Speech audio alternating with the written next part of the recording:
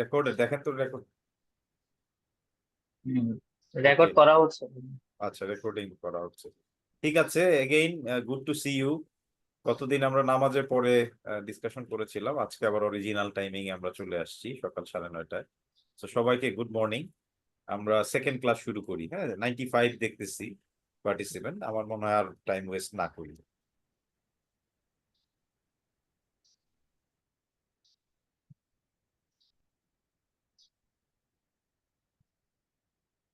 Slide শোতে দিলাম, দেখা যাচ্ছে?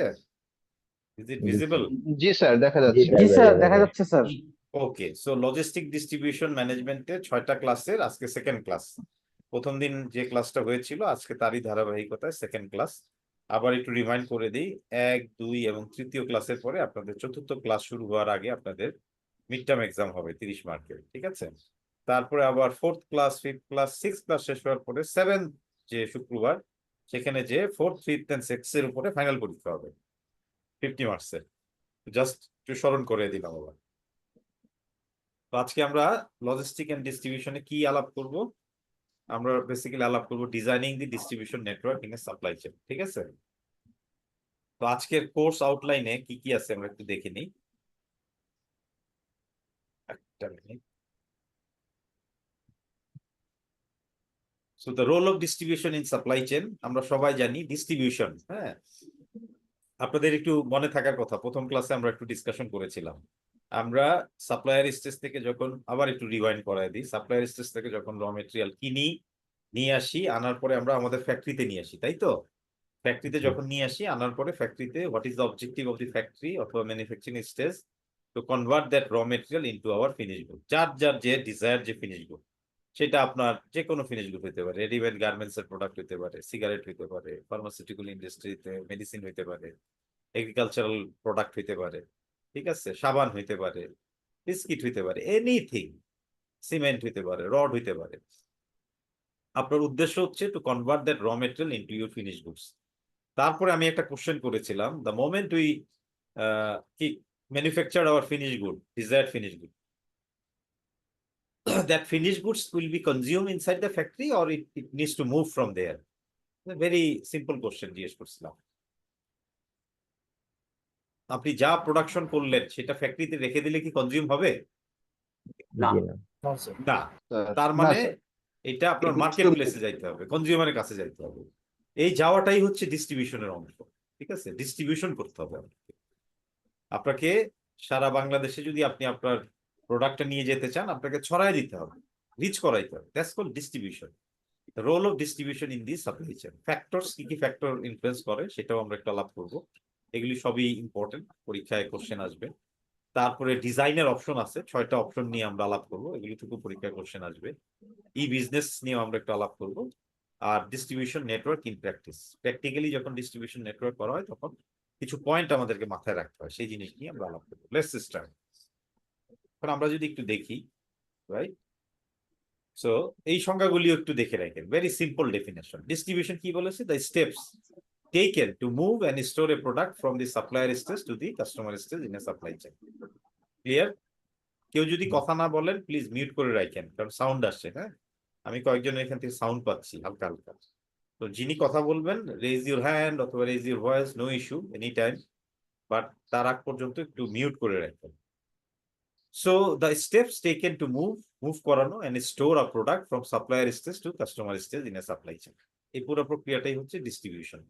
কারণ আজকে যদি আমি র মেটেরিয়ালটাকে স্টোর না করি, মুভ না করি, আমার তো ফিনিশ প্রোডাক্ট তৈরি হবে না। ফিনিশ প্রোডাক্ট তৈরি করার পূর্ববর্তী স্টেপ হচ্ছে ওখান থেকে শুরু, সাপ্লায়ার স্টেজ থেকে, ঠিক আছে? Distribution directly effect, very important line. ডিস্ট্রিবিউশনটা ডিরেক্টলি এফেক্ট করে কি কস্ট এবং কাস্টমার এক্সপিরিয়েন্স, দুইটা কি ডাইরেক্টলি এফেক্ট করে। অ্যান্ড দেয়ারফর ড্রাইভস প্রফিটেবিলিটি, এবং প্রফিটেবিলিটিকে ড্রাইভ করে কিভাবে? ডিস্ট্রিবিউশন নেটওয়ার্কটা যদি আপনার খুব রোবাস্ট হয়, খুবই আধুনিক হয়, তাহলে কি আপনার টাকা পয়সা বেশি খরচ হবে না কম খরচ হবে? আপনার ডিস্ট্রিবিউশন নেটওয়ার্ক যদি বেশি হবে, কারণ আপনাকে বেশি ইনভেস্ট করতে হবে। আপনার ডিস্ট্রিবিউশন নেটওয়ার্কটা কাস্টমারের যত দোরগোড়ায় থাকবে, মানে close proximity of the customer, customer experience কি ভালো হবে না খারাপ হবে? অবশ্যই ভালো হবে। আবার এটা উল্টা ভাবে করেন, আপনি কস্টের ব্যাপারে এত সচেতন, আপনি কস্ট কাটেল করতেছেন, খালি খরচ কমাইতেছেন, তখন স্বাভাবিকভাবে আপনার ডিস্ট্রিবিউশন নেটওয়ার্ক যে সার্ভিস আপনি আগে যেভাবে দিতেন সেইভাবে দিতে পারবেন না। দিতে না পারলে আপনার কাস্টমার এক্সপিরিয়েন্সটা বিঘ্নিত হবে, মানে আপনার প্রোডাক্ট পৌঁছাতে দেরি হবে, লিড টাইম বেড়ে যাবে, কাস্টমার অস্থির হয়ে যাবে, এবং কাস্টমার যেভাবে সার্ভিসটা চায় সেভাবে পাবে না, কারণ আপনি তো খরচের উপর প্রচন্ড ফোকাস করতেছেন, প্রেশার দিচ্ছেন। তো এই জিনিসগুলি আপনাকে প্রফিটেবিলিটিকে ড্রাইভ করে, যদি পজিটিভ ডিরেকশনে আপনি এটাকে কাজে লাগান। বাট কোনো কোনো ক্ষেত্রে কোনো অর্গানাইজেশনে যদি খরচ অত্যাধিক বেড়ে যায়, আপনার sales volume is not going up, is going down, তখন আপনাকে সাময়িকভাবে কস্টের উপর প্রেশার অ্যাবজর্ব করতে হবে। That is a different thing, but we are talking about the generalise thing. Choice of distribution network can achieve supply chain objectives from low cost to high responsiveness. এটা একটা important line, মনে রাখবেন। সারা পৃথিবীতে বিখ্যাত হচ্ছে এই ধরনের ডিস্ট্রিবিউশন নেটওয়ার্কিং সাপ্লাই চেইনের জন্য। পৃথিবী বিখ্যাত হচ্ছে ওয়েলমার্ট, ওয়েলমার্ট বলি আমরা, Dell, P&G, Procter and Gamble বলা হয়। সারা পৃথিবীতে ইউনিলিভার আর প্রক্টর অ্যান্ড গ্যাম্বেল কিন্তু খুব প্রতিদ্বন্দ্বী। হ্যাঁ, আমাদের বাংলাদেশে যদিও পিএনজি ইউনিলিভার অনেক পেছনে ইন টার্মস অফ মার্কেট শেয়ারে। তারপরে গ্রেইঙ্গার নামে একটা অর্গানাইজেশন আছে। এই অর্গানাইজেশনগুলি বা এই কোম্পানিগুলি সারা পৃথিবীতে বিখ্যাত এই কাজের জন্য। So factors influencing distribution network design, distribution network performance evaluated along two dimension. ঠিক আছে, এট দ্য হাইয়েস্ট লেভেলে এটা দুইটা ডাইমেনশনে এটাকে করা হয়। প্রথমটা কি ইম্পর্টেন্ট, এই দুইটা পয়েন্ট হলো খুবই ইম্পর্টেন্ট। কাস্টমার নিডস আর মিট, কাস্টমারের নিডটাকে আপনার ডিস্ট্রিবিউশন নেটওয়ার্ক মিট করতে পারে কিনা, that's the number one dimension in terms of জাজিং ইউর পারফরমেন্স। আজকে আপনি একটা ডিস্ট্রিবিউশন নেটওয়ার্ক এস্টাবলিশ করলেন, that is not meeting the customer need, আমি অ্যাজ এ কাস্টমার আমার নিডটা ফুলফিল হচ্ছে না, তাহলে এই ডিস্ট্রিবিউশন নেটওয়ার্কে মানি। যারা ধরেন ধরেন সিগারেট স্মোকার, তারা এখন মিরপুরের ক্লাস্টারে যদি আমরা ধরি, এই যে এখান থেকে আমি ধরেন মিরপুর ডিএসসি থাকি, এই মাথার থেকে যদি শুরু করি একদম সেই 10 নম্বর পর্যন্ত, এই 12 নম্বর পল্লবী 11 নম্বর হয়ে একদম এই পুরা জায়গাটা যদি ধরি, এখানে যদি কনজিউমার স্মোকার কনজিউমার এই ক্লাস্টারটাকে যদি ধরি, এখানে মনে করেন সব ধরনের সিগারেটের প্রচলন হয়। পিএটি ব্র্যান্ডের কথা বলছি, সেটা পাইলট ডাইরি থেকে শুরু করে স্টার থেকে শুরু করে একদম জেপিজিএল, বেনসন হেজেসের যে ফুল ফ্লেভার, ব্লু গোল্ড এবং সুইচ, সবকিছু এখানে চলে। তো এখন দেখা গেল অল অফ এ সাডেন 1 মাস ধরে লো ব্র্যান্ডের বেশিরভাগ জিনিস পাওয়া যায় না, ডার্বিও পাওয়া যায় না, হলিউডও পাওয়া যায় না, পাইলটও পাওয়া যায় না, তারপরে হলো স্টারও পাওয়া যায় না। এগুলি 1 মাস ধরে পাওয়া যাচ্ছে না। তাইলে ওই যে পার্টিকুলার কতগুলি কাস্টমারের যে নিড, সেই ডিস্ট্রিবিউশন নেটওয়ার্ক কিন্তু ফুলফিল করতে পারছে। So this is number one. তাহলে পারফরমেন্স ইভ্যালুয়েশনের নাম্বার ওয়ান হলো তো এটা মিট করতে হবে। আপনি যদি আজকে রাঁধুনি গুঁড়া মশলা, স্কোয়ার ফুড এন্ড বেভারেজের রাঁধুনি গুঁড়া মশলা আমরা বাসায় অনেকেই ব্যবহার করি, অথবা প্রাণ আরএফএল এর টমেটো ক্যাচআপ যে সস, যেটা বাসা বাড়িতে খুব ইউজ হয়, দেখবেন এটা খুব ইউনিকলি চলে। এখন এই অঞ্চলে হঠাৎ করে প্রাণ আরএফএল ডিস্ট্রিবিউশন নেটওয়ার্কের মাধ্যমে এই যে রিটেইল শপগুলিতে এগুলো পাওয়া যাচ্ছে, তাহলে কাস্টমারের নিডটা মিট হইল। Cost of meeting customer need, এইটা মিট করতে গেলে কস্টটা কিরকম, এটা কিন্তু এই কস্টটা কিন্তু অর্গানাইজেশনের পার্সপেক্টিভে। আপনি ডিস্ট্রিবিউশন নেটওয়ার্কটা সেট আপ করলেন, সেটার কস্ট আছে, আপনার ট্রান্সপোর্টেশন কস্ট আছে, অনেক ধরনের সেলস রিপ্রেজেন্টেটিভ থেকে শুরু করে যারা এই কাজটা নিয়োজিত, সবাইকে নিয়ে এই কাস্টমারের নিডটাকে যখন আপনি ফুলফিল করতেছেন, সেটার কস্টটা কিরকম, এই দুইটা জিনিস আপনাকে, কারণ আমরা জানি বিজনেসে কিন্তু এনি কস্টে অপারেট করা যায়, it has to be at a cost, competitive বা কম্পিটিটিভ কস্ট। আমি এমন কোনো কস্ট দিয়ে অপারেট করব না যে আমার কম্পিটিশন থেকে অনেক বেশি দামে, কম্পিটিশন আমার থেকে অনেক কম, আমি অনেক বেশি দাম। এরকম যদি হয়, তাহলে একটা পর্যায়ের ক্ষেত্রে আমার প্রোডাক্টের যদি সিগনিফিকেন্টলি যদি কোয়ালিটি যদি ভ্যারি না করে, তাইলে কিন্তু আমার কস্ট বেস কিন্তু বাড়তেই থাকবে। সো এমন ভাবে আমি জিনিসটাকে করব যেন এটা কম্পিটিটিভ কস্ট হয়। Distribution network design option must therefore be compared according to their impact on customer service and cost to provide this service, level of service. তো এখন এই ফ্যাক্টরগুলি একটা একটা করে আমরা বোঝার চেষ্টা করি, এগুলো থেকে পরীক্ষার কোশ্চেন আসে। এলিমেন্টস অফ কাস্টমার সার্ভিস, যে সমস্ত কাস্টমার সার্ভিসের এলিমেন্ট আছে ইনফ্লুয়েন্স বাই নেটওয়ার্ক স্ট্রাকচার, একটা একটা করে বলি। আমরা যদি রেসপন্স টাইম বলি, বেসিক্যালি কি রেসপন্স টাইম মানে হচ্ছে লিড টাইম। একটা ডিস্ট্রিবিউশন নেটওয়ার্ক কত অল্প সময়ের ভিতরে আপনি আপনার প্রোডাক্ট বা আপনি আপনার সার্ভিসটাকে আপনার কাস্টমার, টার্গেট কাস্টমারের দোরগোড়ায় পৌঁছে দিতে পারছেন, that's your response time. Clear? Okay. Clear sir. Product variety product variety হচ্ছে আপনার যতগুলি প্রোডাক্ট পোর্টফোলিও নিয়ে কাজ করেন, আমি একটু আগে যে বিএটির এক্সাম্পল দিলাম, তার সমস্ত প্রোডাক্ট ভ্যারাইটি যদি তার ডিস্ট্রিবিউশন নেটওয়ার্ক দিয়ে অ্যাভেলেবেল করতে পারে, এই যে মিরপুর ক্লাস্টার অথবা গুলশান ক্লাস্টারে হয়তো একটু কম হইতে পারে, ওই যে পাইলট টাইলটের ওইগুলির ব্যবহার হয়তো কম হইতে পারে, যেহেতু একটু পশ এরিয়া, একটু পয়সাওয়ালা লোকজন থাকে, তো ওই ক্লাস্টার ধরে ধরে সেই কাস্টমারের নিড অনুযায়ী প্রোডাক্টের ভ্যারাইটিটা অ্যাভেলেবেল করতে পারে কিনা distribution network, all the product portfolio configuration, যে কোনো নিউ কনফিগারেশন সবগুলো অ্যাভেলেবেল হয় কিনা, সেটি হচ্ছে প্রোডাক্ট ভ্যারাইটি।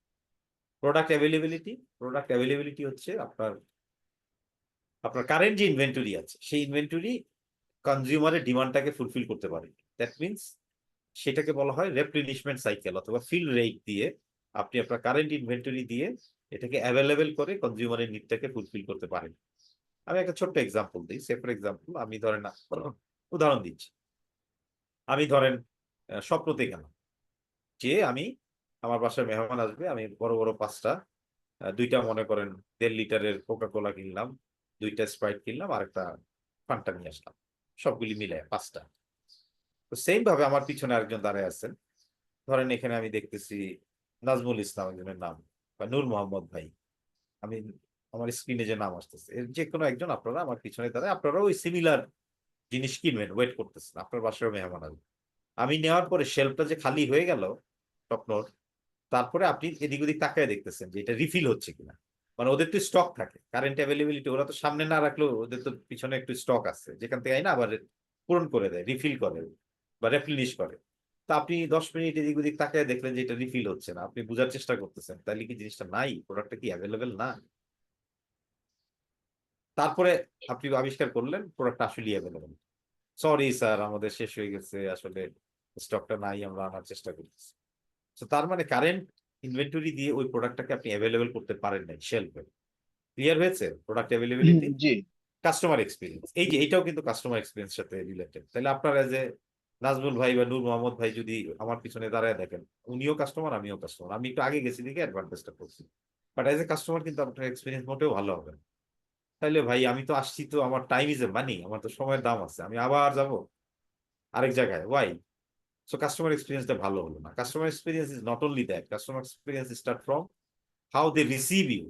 গেট থেকে আপনার রিসিভ করা থেকে শুরু করে স্বপ্ন বাদ দেন, আমরা একটা অন্য শপে গেলাম যেখানে আমরা শপিং করতে যাই, ইয়েলো, আর্টিজান, ঠিক আছে, জেন্টল পার্ক, হোয়াট এভার, এই ধরনের যে পরিচিত জামা কাপড়ের দোকানগুলি আছে সেখানে আমি গেলাম, যাওয়ার পর হাউ দে আর রিসিভিং, আমাকে প্রথমে গ্রিট করা থেকে শুরু করে ভিতরে নিয়ে যাওয়া, স্যার এই নতুন নতুন আইটেম এসছে, আপনি তো আমাদের রেগুলার কাস্টমার, এগুলো একটু দেখেন, দিজ আর নিউ আইটেম, পাশাপাশি এই যে কিছু প্রোডাক্টের প্রাইসে ডিসকাউন্ট চলতেছে, প্রমোশনাল অফার, এই যে যে everything starting from receiving to introduction of everything, that starts your customer experience.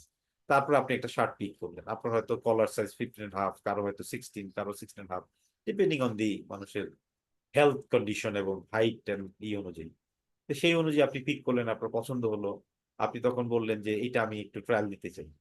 Trial দিতে যায় দেখেন যে এত বড় কিউ, আপনি অনেকক্ষণ ধরে ট্রায়ালের জন্য দাঁড়িয়ে আছেন, আপনি সুযোগই পাচ্ছেন না, আস্তে আস্তে কিন্তু আপনার মেজাজ খারাপ হতে পারে। এটা একটা হইতে পারে। আরেকটা হইতে পারে যে আপনি যে শার্টটা পিক করছেন ওরা বললো স্যার সরি, আপনার তো কলার সাইজ 16, আমরা এটা দিতে পারবো না, শেষ হয়ে গেছে। তখন আপনি বললেন কেন, আপনাদের স্টকে নেই? ভাই আবার একটু রিকোয়েস্ট করছি, কেউ কথা না বললে প্লিজ মিউট করে রাখেন, হ্যাঁ। তখন আপনি আবার হাম্বল রিকোয়েস্ট করলেন যে একটু তাহলে দেখেন না আপনার স্টকে আছে কিনা। তো এই স্টকে খুঁজতে যে ওই যে সেলস বয় বা গার্ল হারায় গেল, 15 মিনিট ধরে সে আর আসে না, ডিসঅ্যাপিয়ার। আপনি কিন্তু কাস্টমার এক্সপিরিয়েন্স কিন্তু খারাপ হতে থাকে। ইয়েস আর নো একটা বলে দেন, ভাই আমার ঘোরাচ্ছেন কেন, তাই না? তাই তো হওয়া উচিত, টাইম ইজ মানি। জি আপনার না থাকলে বলে দেন, আমি ফাইন, আমি তো মারামারি করতে আসিনি। বাট আপনি ক্লিয়ার বলছেনও না, খুঁজতেই আছেন। These are all part of the customer experience. তারপরে when you come to your final payment, সেখানে এসে লম্বা কি, তার পজ মেশিন কাজ করে না, তার আপনি ডেবিট ক্রেডিট কার্ড দিচ্ছেন একটার পর একটা, কোনো বলে যে নাই, নেট নাই, অথবা স্যার এটা ওয়ার্ক করতেছে না, অথচ আপনি জানেন যে আপনার card is valid, there is no issue. তারপরে আরো অনেক ধরনের কিউআর কোড দিয়ে আপনি পেমেন্ট করতে যাচ্ছেন, স্ক্যান হয় না, কিছু না কিছু একটা হইতেছে ওদের ভিতরে, বোধহয় ওয়াইফাই সিস্টেম বা নেটওয়ার্কের ঝামেলা। সমস্ত কিছু কিন্তু কাস্টমার এক্সপিরিয়েন্সকে প্রভাবিত করে। Customer experience not only during the time of buying or procuring any material at brick and mortar shop, but also after return অনেক সময় একটা বড় আইটেম কিনলেন, after sale service, that's also customer experience. আপনি হয়তো একটা হিটাচির ব্র্যান্ড কোম্পানির আপনি একটা নিয়ে আসছেন, 1.5 লক্ষ টাকা দিয়ে বা 2 লক্ষ টাকা দিয়ে ফ্রিজ নিয়ে আসছেন, অথবা আপনি একটা নতুন গাড়ি কিনেছেন, আফটার সেলফ সার্ভিস। এগুলি সবই কিন্তু কাস্টমার এক্সপিরিয়েন্সের কে প্রভাবিত করে। Now time to market, time to market হচ্ছে যে কোনো একটা নতুন প্রোডাক্ট, ইনোভেটিভ প্রোডাক্ট বা নতুন প্রোডাক্ট কত কুইকলি আপনি মার্কেটে নিয়ে আসতেছেন, that is call time to market. বুঝা গেছে? এটা কিন্তু নর্মাল লিড টাইমের সাথে কিন্তু একটু পার্থক্য। নতুন কোনো প্রোডাক্ট বা কোনো জিনিস আপনি বাজারে নিয়ে আসতেছেন শুরু থেকে শেষ পর্যন্ত, এই যে টাইম ফ্রেমটা, কারো 5 মাস লাগে, কারো 6 মাস লাগে, কারো 1 বছর লাগে, এই that's call time to market. Order visibility is very very important, specially for the online business. Brick and mortar শপে তো আমরা যখন যাই তখন এটা easy, much easier, but if you talk about the online shop, আপনি মাত্র দারাজে করলেন, অর্ডার দিলেন, অর্ডার পিক হইলো, অর্ডার পিক হওয়ার পর অর্ডার প্রসেস শুরু হলো, ট্রানজেকশন হইলো, তারপরে সিস্টেমে দেখাচ্ছে যে your product is ready for dispatch, ঠিক আছে, তারপরে বলা হলো it is on the way to your home or house, ঠিকানা অনুযায়ী আপনি ট্র্যাক করে দেখতেছেন 1.5 ঘন্টা বা 2 ঘন্টার ভিতরে চলে যাবে। এই যে অর্ডার প্লেসমেন্ট টু ডেলিভারি, এই যে পুরা প্রক্রিয়াটা, that's call order visibility, right? Order placement to delivery, এই মধ্যবর্তী অল অ্যাক্টিভিটিসকে যখন আমরা মনিটর করতে পারি থ্রু আওয়ার সিস্টেমে, that's call order visibility. And same goes for import and export বিজনেসের ক্ষেত্রে। আপনি ইম্পোর্ট করছেন বা এক্সপোর্ট করতেছেন, আপনি বিদেশ থেকে মালামাল আনতেছেন, আপনি ট্র্যাক করেন না? আপনি রেডিমেড গার্মেন্টস এর মাধ্যমে আপনি শিপ করে দিলেন, আপনার ফ্যাক্টরি থেকে বের হলো, আপনি জাহাজে উঠাই দিলেন, চিটাগং বন্দর লেফট করলো, কখন কলম্বো বা সিঙ্গাপুরে ট্রান্সশিপমেন্টের মতন যাবে, আপনার ইউরোপিয়ান বায়াররা ওখানে বসে ট্র্যাক করতেছে না নাকি? Yes or no? That's call order visibility. Yes sir. করছে তো তারা। তো এটি হলো জি অর্ডার স্যার। ভিজিবিলিটি। এখন অর্ডার যদি আপনি ভিজিবিলিটি না দেন আপনার বায়ারে এজ এ সাপ্লায়ার, সে বিরক্ত হবে, that's also impact on your customer. এগুলি কিছু কিছু জিনিস কিন্তু একটা একটাকে প্রভাবিত। দেন রিটার্নেবিলিটি, রিটার্নেবিলিটি হচ্ছে ইউর সাপ্লাই চেন নেটওয়ার্ক অথবা ডিস্ট্রিবিউশন নেটওয়ার্কে কোনো একটা প্রোডাক্ট ফেরত আনার যে ইজ, যে যে সহজ যে পদ্ধতি, এটি হচ্ছে রিটার্নেবিলিটি। আপনার ডিস্ট্রিবিউশন নেটওয়ার্ক সেটা কত সহজভাবে ইউজার ফ্রেন্ডলি ভাবে এটা অ্যালাউ করে, কারণ সমস্ত প্রোডাক্ট কিন্তু 100% পারফেক্ট হয় না, কিছু জায়গায় কোয়ালিটি ডিফেক্ট থাকে, স্পেকের প্রবলেম থাকে, যখন সেগুলি মেলে না তখনই কিন্তু রিটার্নেবিলিটির কোশ্চেনটা হয়। ব্রিক এন্ড মর্টার শপে আমরা যখন যাই নিজেরা ফিজিক্যালি যেয়ে আমরা সেগুলো দেখে শুনে কিনে নিয়ে আসি, তারপরেও কিন্তু বাসায় আনার পরে মনে হচ্ছে আরে রাতের বেলা প্যান্টটা ট্রায়াল দিচ্ছি, এই জায়গায় যে একটু ঝামেলা ছিল, ফুটা আছে, ছোট্ট পারফরমেশন আছে, আমি এটা খেয়াল করি। এখন আপনি ভাউচারে আছে 7 days বা 15 days আপনি ভাউচার দেখা ফেরত দিয়ে আসতে হবে। সেই রিটার্নেবিলিটি রেট গ্লোবালি হচ্ছে 5 to 10% for brick and mortar shop, as oppose to in online business what is the percentage? Percentage হচ্ছে 25 থেকে 30%। এটা মনে রাখার জন্য, not for your exam, just একটা global statistic, just to keep in your mind বা just মাথায় রাখার জন্য। এখন আমি যদি কোশ্চেন করি why the returnability rate is much higher in online business, এটা ধরেন এখানে লেখা নাই, বাট এই ডিসকাশন থেকে যদি কোশ্চেন আসে, আপনার কমন সেন্স থেকে ইউজ করে বলেন দেখি কি কারণে returnability rate is much higher in online shopping compared to brick and mortar shop? Sir কোয়ালিটিটা অ্যাকুরেট ভাবে জাজমেন্ট করা যায় না, বিকজ আমরা যখন একটা জিনিস মানে দেখে টাচ করে কিনি আর কি যখন সব থেকে, তো ওইটা আমাদের জন্য মোর ভিজিবল আর কি, এই জন্য। Right. Any other point? Yes, whatever you said is right. Correct. Any other point? Sir লজিস্টিকের জন্য এটা হয়, ওরা আমাদের এখানে দেওয়ার জন্য সময় লাগে, আবার আমরা যখন ওদের কাছে ব্যাক করবো সেটার জন্য সময় লাগতেছে। Okay. একটা পার্সপেক্টিভ। ফার্স্ট অফ অল হচ্ছে ব্রিক এন্ড মর্টার শপে আমি ফিজিক্যালি আমার প্রোডাক্টটাকে টাচ করতে পারি, দেখতে পারি, ঠিক আছে, ফিজিক্যালি ভিজিবল, আমি নেড়ে চেড়ে দেখে কি করতে পারি, সেই সুযোগটা অনলাইনে থাকে না, নাম্বার ওয়ান। সেকেন্ড হলো প্র্যাকটিক্যালি যখন দেখি, আর যখন আমি অনলাইনে স্ক্রল করে করে আমার মোবাইলে বা ল্যাপটপে যখন দেখি, তখন প্রোডাক্টের ফিচার, প্রোডাক্টের স্পেসিফিকেশন, কোয়ালিটি, সেইটা ছবি ভার্সেস রিয়েলিটিতে অনেক সময় ডেভিয়েশন হয়। দিস ইজ অ্যানাদার পয়েন্ট, ঠিক আছে। থার্ড হচ্ছে এই পুরো রিটার্নেবিলিটি রেটটা একটু কমপ্লেক্স, কারণ হচ্ছে ব্রিক এন্ড মর্টারে যেরকম আপনি কিনে আনলেন ভাউচার নিয়ে যে ফেরত দিলেন, অনলাইন সিস্টেমে এই ব্যাক করার কারো 10 দিন লাগে, কারো 15 দিন লাগে, ইউজার ফ্রেন্ডলি এখন ওই রূপে হয়ে ওঠে না। এখানে কিছু লজিস্টিক্যাল চ্যালেঞ্জেস। আরেকটা হচ্ছে ফ্রডিউলেন্স, প্রতারণা। আপনাকে যা দেখাইছে যখন আপনি জিনিসটা রিসিভ করছেন, গুডস রিসিভ করছেন, ইউ সি আর ডেভিয়েশন, এটার সাথে আপনারা এক্সপিরিয়েন্স করছেন? এখন তো কোভিড এর পর তো সবাই আমরা অনলাইন শপিং এ অভ্যস্ত হয়ে গেছি, তাই না? টুকটাক কারো অভিজ্ঞতা আছে না নাকি? জি, জি যেরকম স্যার, আছে অভিজ্ঞতা স্যার। আছে, জি বেশিরভাগ স্যার, ক্ষেত্রে আছে হচ্ছে স্যার। বইয়ের ক্ষেত্রে। কিসের ক্ষেত্রে আবার বলেন? বইয়ের ক্ষেত্রে।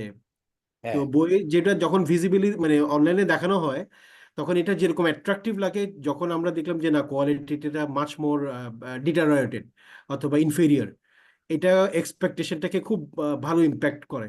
জি জি। বিশেষ করে রকমারি দিয়ে যদি বই আনা হয়।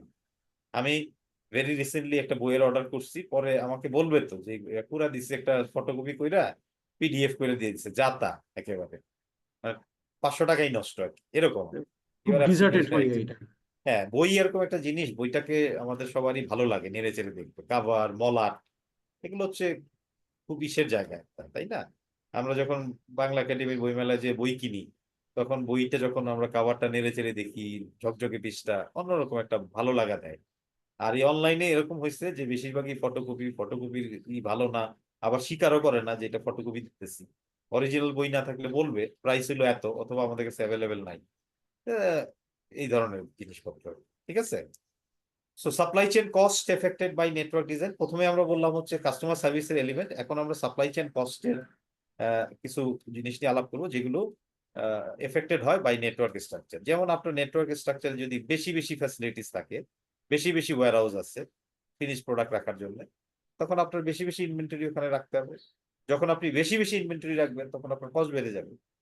আর রিভার্স হলো, কম রাখলে কস্টটা নিয়ন্ত্রণে থাকবে। ট্রান্সপোর্টেশন, আপনি যখন ফাস্টার ট্রান্সপোর্টেশন নিবেন, দ্রুত বেগে আপনার প্রোডাক্টটাকে পৌঁছাইতে হবে, because you believe in a shorter lead time. Shortest possible lead টাইমের ভিতরে আপনি এসএলএ তে এটা এগ্রি করছেন, অথবা আপনার কনজিউমার সেটা চায়। সো আপনার বিজনেসের সাথে সেটা করতে হবে। Then you go for choosing a faster mode of transportation. তখন আপনার যদি ট্রাকে পাঠাইতে হয়, তখন যদি আপনি নদী পথে পাঠান, ইট উইল নট ওয়ার্ক। আপনার এখন ফ্যাক্টরিতে ইম্পোর্টেড ম্যাটেরিয়াল অলমোস্ট শেষ হয়ে গেছে, exhausted, all of a sudden planner বুঝে নাই, হঠাৎ করে আবিষ্কার হলো এটা যদি আপনি এই র ম্যাটেরিয়াল যদি আপনি ইমিডিয়েটলি না আনেন, আপনার কানেক্টিভিটি ইস্যু হবে। কি কানেক্টিভিটি ইস্যু হবে? আপনি যে ফিনিশ প্রোডাক্ট বানাবেন, এটা ওয়ান অফ দ্য কি ইনগ্রেডিয়েন্ট, এবং আবার এটা এই ফিনিশ প্রোডাক্টটা বাজারে খুব চলতে, আপনার এখন জাহাজে যদি নিয়ে আসেন তাহলে আপনার আসতে লাগবে 1.5-2 মাস, সেই সময়টা আপনার নাই। তো আপনি সেলস লুজ করতে ইচ্ছুক না, তখন আপনাকে বাধ্য হয়ে কার্গো প্লেনে, that's call mode of transportation in a much much ফাস্টার, সবচেয়ে দ্রুত বেগে আসবে। যখনই কার্গো প্লেনে আনবেন, আপনার খরচ 10 গুণ বেড়ে যাবে। বাট আপনার যদি প্ল্যানিং ঠিক থাকে, তাইলে হয়তো আপনার সেটা লাগতো না। অনেক সময় হয় অ্যাব্রাপ্ট সিচুয়েশন হয়েছে, ফোর্সি করতে পারে নাই, হঠাৎ করে ডিমান্ড বেড়ে গেছে, এদিকে স্টক ইন হ্যান্ড র মেটেরিয়ালটা ভালো মতো দেখতে পারে নাই, এখন যে লিড টাইম দেখতেছে, আবার জাহাজে যদি এটা নিয়ে আসতে হয় নতুন করে অর্ডার দিয়ে, 2 মাস লেগে যাবে। বাট আপনার এই প্রোডাক্টটা চলতেছে বাজারে, খুবই ডিমান্ড। তো এই ধরনের সিচুয়েশনে আপনাকে বাধ্য হয়ে আনতে হয়। So that will have a impact on the supply chain cost. Facilities and handling, যত ফ্যাসিলিটিস বাড়বে তত আপনার ইনভেন্টরি হ্যান্ডলিং বাড়বে, আপনার কষ্ট বাড়বে। ইনফরমেশন, আমরা এখন ইনফরমেশন 4.0 রেগুলেশন, তাই না, ইন্ডাস্ট্রিয়াল রেগুলেশন, এই ধরনের একটা এরাতে বসবাস করতেছে। তো এখানে information technology plays a very important role, pivotal role. তো ইনফরমেশন টেকনোলজিকে বাইপাস করে আপনি যেতে পারবেন না। ইনফরমেশন টেকনোলজি যত রোবাস্ট হবে, শক্তিশালী হবে, আপনার ইনফরমেশন ডেসিমিনেটেড চ্যানেলও তত শক্তিশালী হবে। সো এখানে যদি আপনি ইনভেস্ট করতে চান, you have to incur cost. আর আপনি যদি মনে করেন না, মামদাদার আমলের ট্রেডিশনাল কনভেনশনাল সিস্টেমে আমি থাকবো, then your cost will be limited. So depending on your network design, কিভাবে আপনি ডিজাইন করে কি ধরনের ফায়দা নিতে চাচ্ছেন সেইটার উপর। Okay, so now service and number of facilities. Number of facilities যত বাড়বে, দেখেন ভেরি সিম্পলি, এক্স এক্সিস হচ্ছে রেসপন্স টাইম, মানে আপনার লিড টাইম, আর এই ওয়াই এক্সিস হলো আপনার নাম্বার অফ ফ্যাসিলিটিস। যত নাম্বার অফ ফ্যাসিলিটিস বাড়তেছে, যে দেখেন বাড়তেছে, তত কি হচ্ছে? রেসপন্স টাইম কমতেছে না বাড়তেছে? কমতেছে।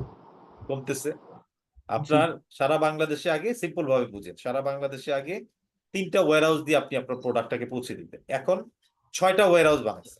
FG warehouse, finish product warehouse, যেখানে ফিনিশ প্রোডাক্ট রাখা হয়, সেই 6টা দিয়ে আপনি এখন সারা বাংলাদেশকে সার্ভিস দিচ্ছেন।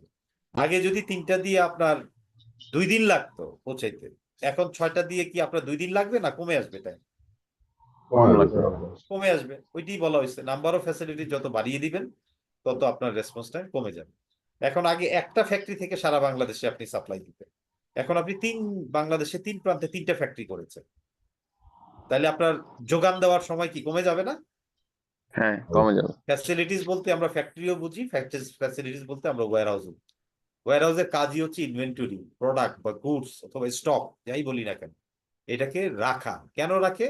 পারপাস কি? মার্কেটে দেওয়ার জন্যই রাখে। কারণ আপনার মার্কেটে যা বিক্রি হবে সেটি উৎপাদন করে আপনি দিবেন, এইভাবে কিন্তু অর্গানাইজেশন বা সাপ্লাই চেইন বিজনেস চলে না। হ্যাঁ, আপনাকে একটা লিড টাইম মাথায় নিয়ে প্রোডাকশন করে কিছু স্টক আপনাকে রেখে দিতে হবে। সো ওয়ান্স দ্য ডিমান্ড কাম, তখন আপনাকে পৌঁছায় দিতে হবে। That's the purpose of the warehouse facilities. Okay, cost response time frontier আমরা যদি দেখি, লো কস্ট যখন হয় তখন রেসপন্স টাইমও লো হয়।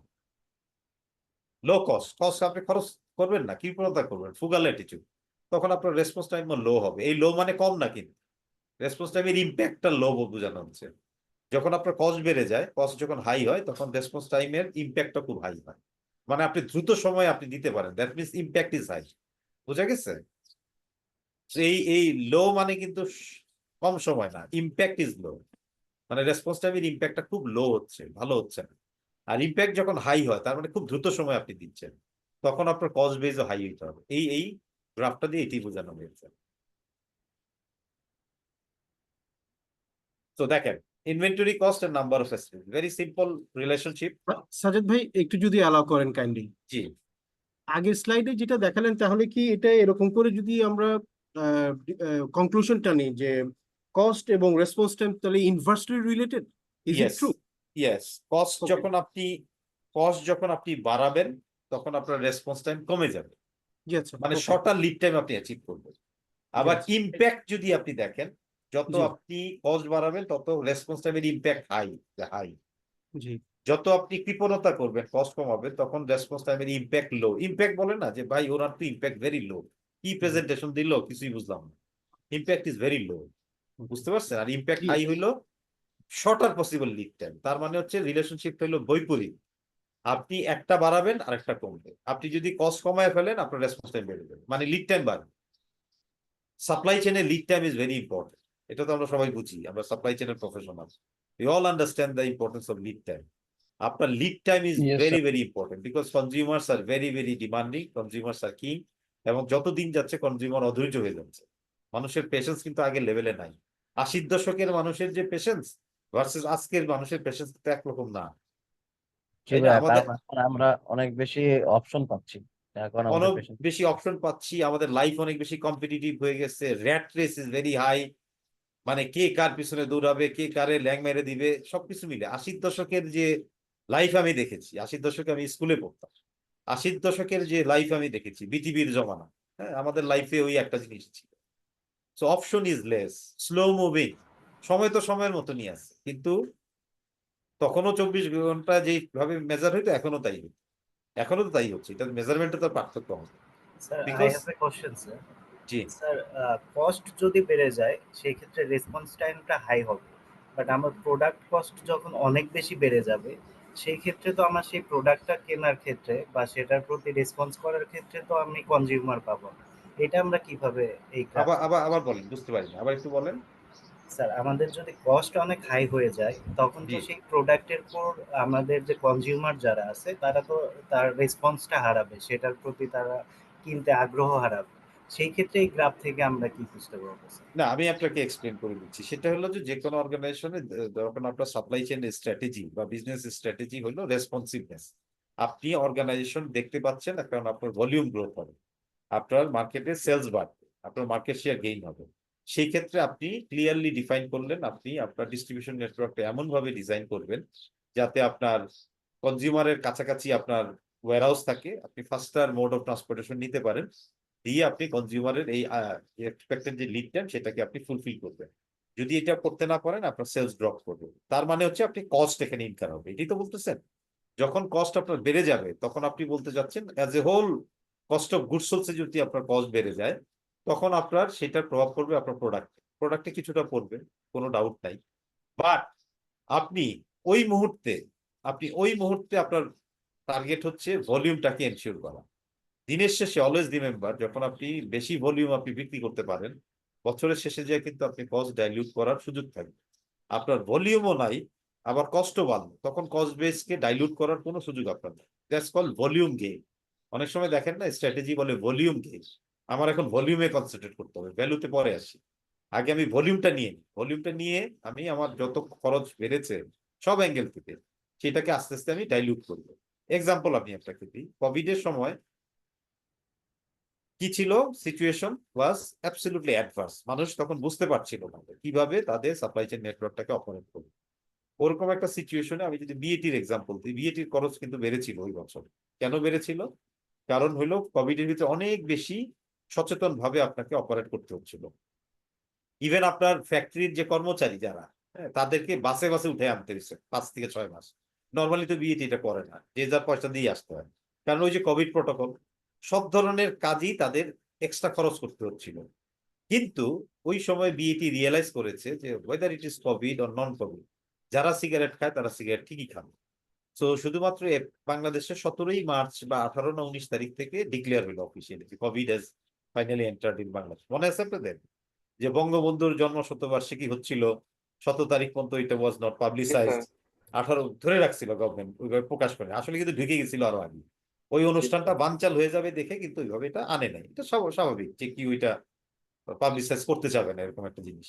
তারপরে 20 তারিখে এসে কি হইলো, এটাকে পাবলিকলি অ্যানাউন্স করা হলো। ওই সময় থেকে এপ্রিল মাস was a big dilemma, even the organisation like BAT, যে সিগারেটের ভলিউম চলবে কি চলবে না।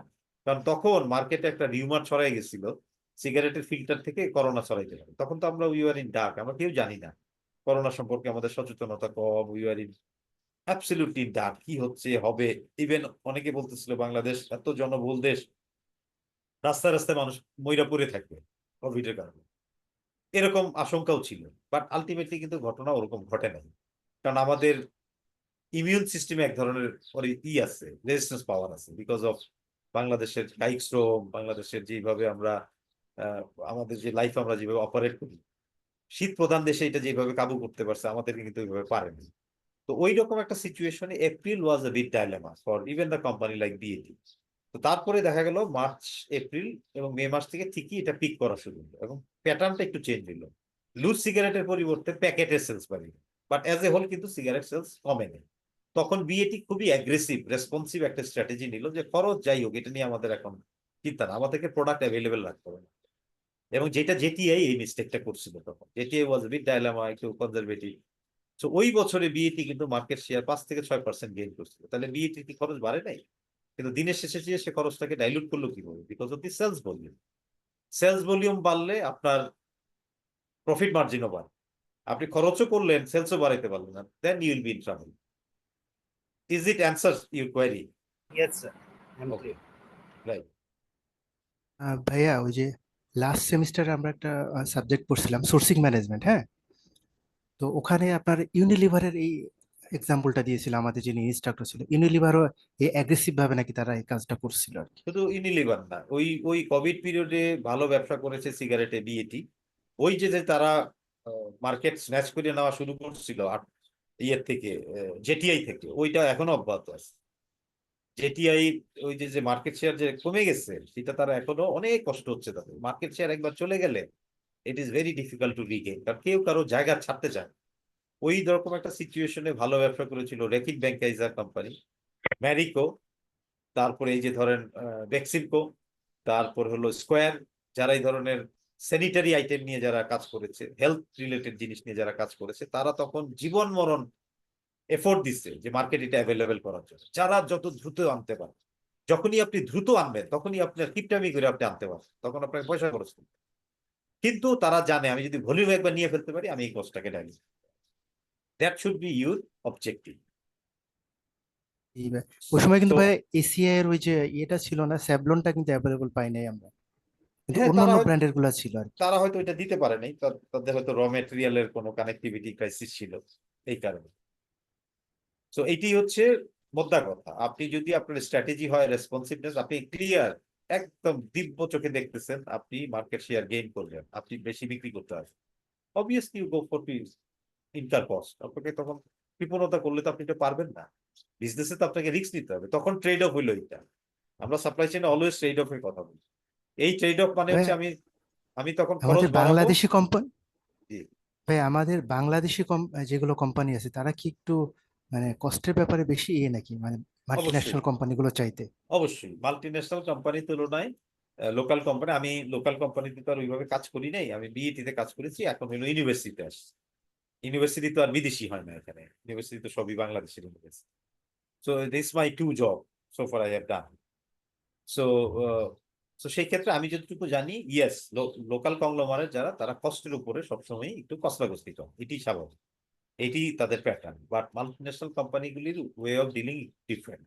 তারা আবার মনে করে যে হ্যাঁ, আমি সাময়িকভাবে কষ্টের প্রেশারটা নিচ্ছি, বাট 1 বছর 2 বছরের ভিতরে যদি আমি ভলিউমটাকে এই লেভেলে নিয়ে আসতে পারি, slowly gradually my cost will B diluted. এটাকে বলে ওই ইকোনমিজ অফ স্কেলের মতো। আপনি বেশি ভলিউম যখন প্রোডাকশন করবেন, আপনার প্রোডাকশন কস্ট যেমন কমে আসে, সেম ভাবে যখন বেশি বেচা বিক্রি করবেন, তখন আপনার কস্টটাকে আপনি ডাইলুট করার সুযোগ পাবেন। বাট আপনার কস্টও বাড়াইলেন, আপনার সেলসও বাড়লো না, মার্কেট শেয়ারও নাই, তখন কিন্তু আপনার দুই দিকই আপনি বিপদে পড়ছেন। ঠিক আছে?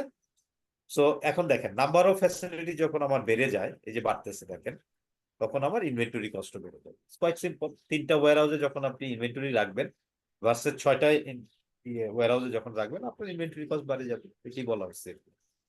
ট্রান্সপোর্টেশন কস্ট, এখানে যদি কোশ্চেন আসে, দেখেন এই প্যাটার্নটা কি, এখানে হলো ইনিশিয়ালি নাম্বার অফ ফ্যাসিলিটি যখন বেড়ে যায়, তখন আমার ট্রান্সপোর্টেশন কস্ট কমতে থাকে, কমতে কমতে একটা জায়গায় স্যাচুরেশন হয়, আবার আবার বেড়ে যায়। কেন, আমি ব্যাখ্যা করে দিচ্ছি। এটা প্রশ্নটা দুইভাবে আসতে পারে।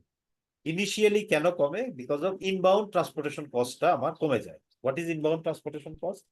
Inbound transportation cost means to bring your raw material from your supplier end to your manufacturing end. সবসময় মনে রাখবেন, র মেটেরিয়ালটা বাল্ক আকারে আনা হয়। যে কোনো বিজনেসে র মেটেরিয়ালটাকে বাল্ক আকারে আনা হয়, বেশি পরিমাণে আনা হয়। যখন এটা আনা হয়, তখন ডিসকাউন্টেড প্রাইস অফার পাওয়া যায় এবং ইকোনমিজ অফ স্কেলটাকে অ্যাচিভ করা যায়। But as the time goes on, আপনার ফ্যাসিলিটি যখন বাড়তে থাকে, এই ফ্যাসিলিটি যখন বাড়ে, এটা বেসিক্যালি বাড়ে হচ্ছে upward supply chain, downward supply chain. Downward supply chain মানে হচ্ছে আপনার কনজিউমারের দিকে। সো আপনি যখন এই ফ্যাসিলিটিস বা এফজি ওয়্যারহাউস বা ডিসি ডিস্ট্রিবিউশন সেন্টার অথবা ডিপো, এগুলো যখন আপনি এস্টাবলিশ করেন অথবা বাড়ান, এই বাড়ানোটা হয় হলো ক্লোজ প্রক্সিমিটি অফ দি কনজিউমারের দিকে। তার মানে হচ্ছে আউটবাউন্ড ট্রান্সপোর্টেশন কস্টটা তখন আপনার কমে যায়, কিন্তু ইনবাউন্ড ট্রান্সপোর্টেশন কস্টের ইকোনমিজ অফ স্কেল ওই সময় আবার আমরা হারাই ফেলি, ওই সুবিধাটা। যে কারণে ইনবাউন্ড ট্রান্সপোর্টেশনের কষ্ট আবার বাড়ে, আউটবাউন্ড ট্রান্সপোর্টেশন কমে। বা দুইটাকে যখন আবার যোগফল করি, তখন আবার দেখা যায় আমার টোটাল ট্রান্সপোর্টেশন কস্ট আমার শেষের দিকে এসে আবার বেড়ে যায়, যখন আমার নাম্বার অফ ফ্যাসিলিটিস বাড়ে। ইনিশিয়ালি কমে, কেন কমে?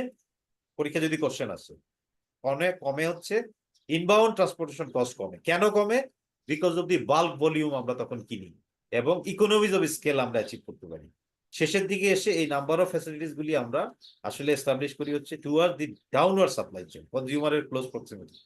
যে কারণে লোকাল ডেলিভারি কস্ট অথবা আউটবাউন্ড ট্রান্সপোর্টেশন কস্টটা কমে যায়, কিন্তু ইনবাউন্ড ট্রান্সপোর্টেশন কস্টটা ইনিশিয়ালি যেটা কমেছিল, পরের দিকে আর কমে না, তখন এটা বেড়ে যায়। এই দুইটা মিলাই আবার বাড়ে, কারণ আমি তখন ইকোনমিজ অফ স্কেলের সেই সুবিধাটা আর পাই না।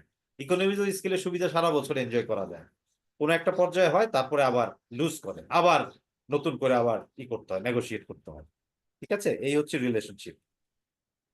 তো নাম্বার অফ ফ্যাসিলিটি যদি আমার বেড়ে যায়, আমার ফ্যাসিলিটি কস্ট বাড়বে। Very simple, proportional. এটা বাড়লে আমার ফ্যাসিলিটি কস্ট বাড়বে। বেশি ফ্যাসিলিটিস মানে ফ্যাসিলিটিস মেনটেন করতে, আপনার ম্যানেজ করতে বেশি কস্ট খরচ করতে হবে, ইনকার করবে। Total cost and related to number of facilities, ওইটাই সামারি করছে এখানে। নাম্বার অফ ফ্যাসিলিটিস বেড়ে গেলে ফ্যাসিলিটিস কস্ট বাড়ে, ইনভেন্টরি কস্ট বাড়ে, তারপর ট্রান্সপোর্টেশন একটু আগে ব্যাখ্যা করলাম। এন্ড টোটাল কস্টটা কি হয়? ইনিশিয়ালি কমে, পরের দিকে বাড়ে। What is total cost? Total cost হলো inventory cost, facilities cost, transportation কস্টের যোগফল।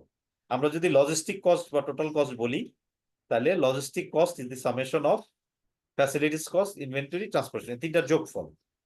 সবসময় মনে রাখবেন, লজিস্টিকের ভিতরে পাইচার যদি আমরা করি, ট্রান্সপোর্টেশন কস্ট হলো সবচেয়ে বেশি, 40 to 45%। ইনভেন্টরি কস্ট হলো 20 থেকে 25% বা 24%। হ্যাঁ, আর হচ্ছে আরেকটা হলো আপনার ওয়্যারহাউজিং কস্ট আছে, সেই ওয়্যারহাউজিং কস্টটা ফ্যাসিলিটিজের ভিতরে পড়ে সময়। সো সেই ওয়্যারহাউসের কষ্ট হলো অনেকটা, আপনার মনে করেন 18, 19, 20 এরকম রাফলি। এটা পরীক্ষার আসার জন্য না, জাস্ট একটু মাথায় নেওয়ার জন্য। তো ট্রান্সপোর্টেশন কস্টটা যেহেতু সবচেয়ে বড় ভূমিকা পালন করে, এই জন্য ট্রান্সপোর্টেশন কস্টের যে প্যাটার্ন, সেটা আবার টোটাল কস্টকে প্রভাবিত করে। বুঝা গেছে? তো এখন দেখেন নাম্বার অফ ফ্যাসিলিটিস বাড়লে কি হয়, রেসপন্স টাইম কমে, টোটাল লজিস্টিক কস্ট ইনিশিয়ালি কমে, পরে স্যাচুরেটেড হয়ে আবার বাড়ে, কি বলা হয়েছে। Now will talk about different options. আমরা 6টা মডেল নিয়ে এখন আলাপ করব। ওকে, 6টা মডেল নিয়ে এখন আমরা আলাপ আলোচনা করব। সবগুলির আলাদা আলাদা স্লাইড আছে, সো এখানে আমি সময় নষ্ট করব না। প্রত্যেকটা আলাদা আলাদা স্লাইড আছে, সেখানে আমরা সময় নিয়ে নিয়ে কথা বলব। প্রথম মডেল হচ্ছে বা ডিজাইন অপশন হচ্ছে manufacturer storage with direct shipping, ঠিক আছে। সেকেন্ড হলো manufacturing storage with direct shipping and in transit March. দুইটার ভিতরে পার্থক্য হলো ইন ট্রানজিট মার্চ, আমরা পরবর্তী স্লাইডে দেখব। তৃতীয়টা হচ্ছে distributor storage with carrier delivery, distributor storage with last mile delivery, fourth one. Fifth one হচ্ছে, এগুলো থেকে পরীক্ষার কোশ্চেন আসবে, manufacturer or distributor storage with consumer pickup, and the final 6 হচ্ছে retail storage with consumer pickup, পাড়া মহল্লার যে দোকান। আসেন এখন একটা একটা করে দেখি। Manufacturing storage with direct shipping, আগে লিজেন্ড গুলি একটু বোঝার চেষ্টা করুন। এই সার্কেল গুলি হচ্ছে ম্যানুফ্যাকচারার, মানে এক একটা ফ্যাক্টরি। এই বড় সার্কেল গুলি হচ্ছে কনজিউমার বা কাস্টমার, মাঝখানে হচ্ছে রিটেইলার।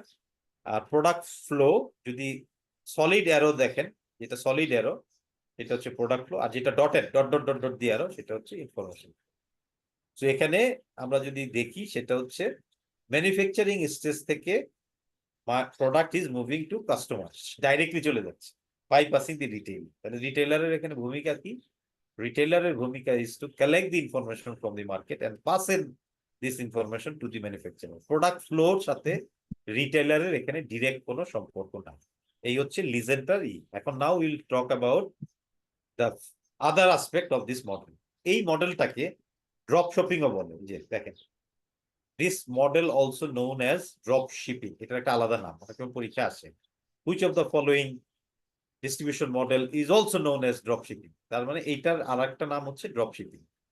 এখানে কি হয়, ইনভেন্টরি কোথায় হেল্ড হয় দেখেন, জাস্ট টেল মি। আমি যা যা আলাপ করতেছি এগুলো মাথায় রেখেন, that will be helpful for your exam. Inventory held কোথায় হয়, কোথায় রাখা হয় ইনভেন্টরি? ম্যানুফ্যাকচারার প্রেমিসিস অথবা ফ্যাক্টরির ভিতরে। Inventory in this model, inventory held at manufacturing store. Very simple question, simple answer. তারপরে এখানে কি হয়, ডিমান্ড এগ্রিগেশন হয়, অনেক ডিমান্ডগুলিকে একসাথে একত্র করা হয়, another important point or salient feature. তারপরে এখানে আবার অনেক সময় postpone customisation. What is postpone customisation?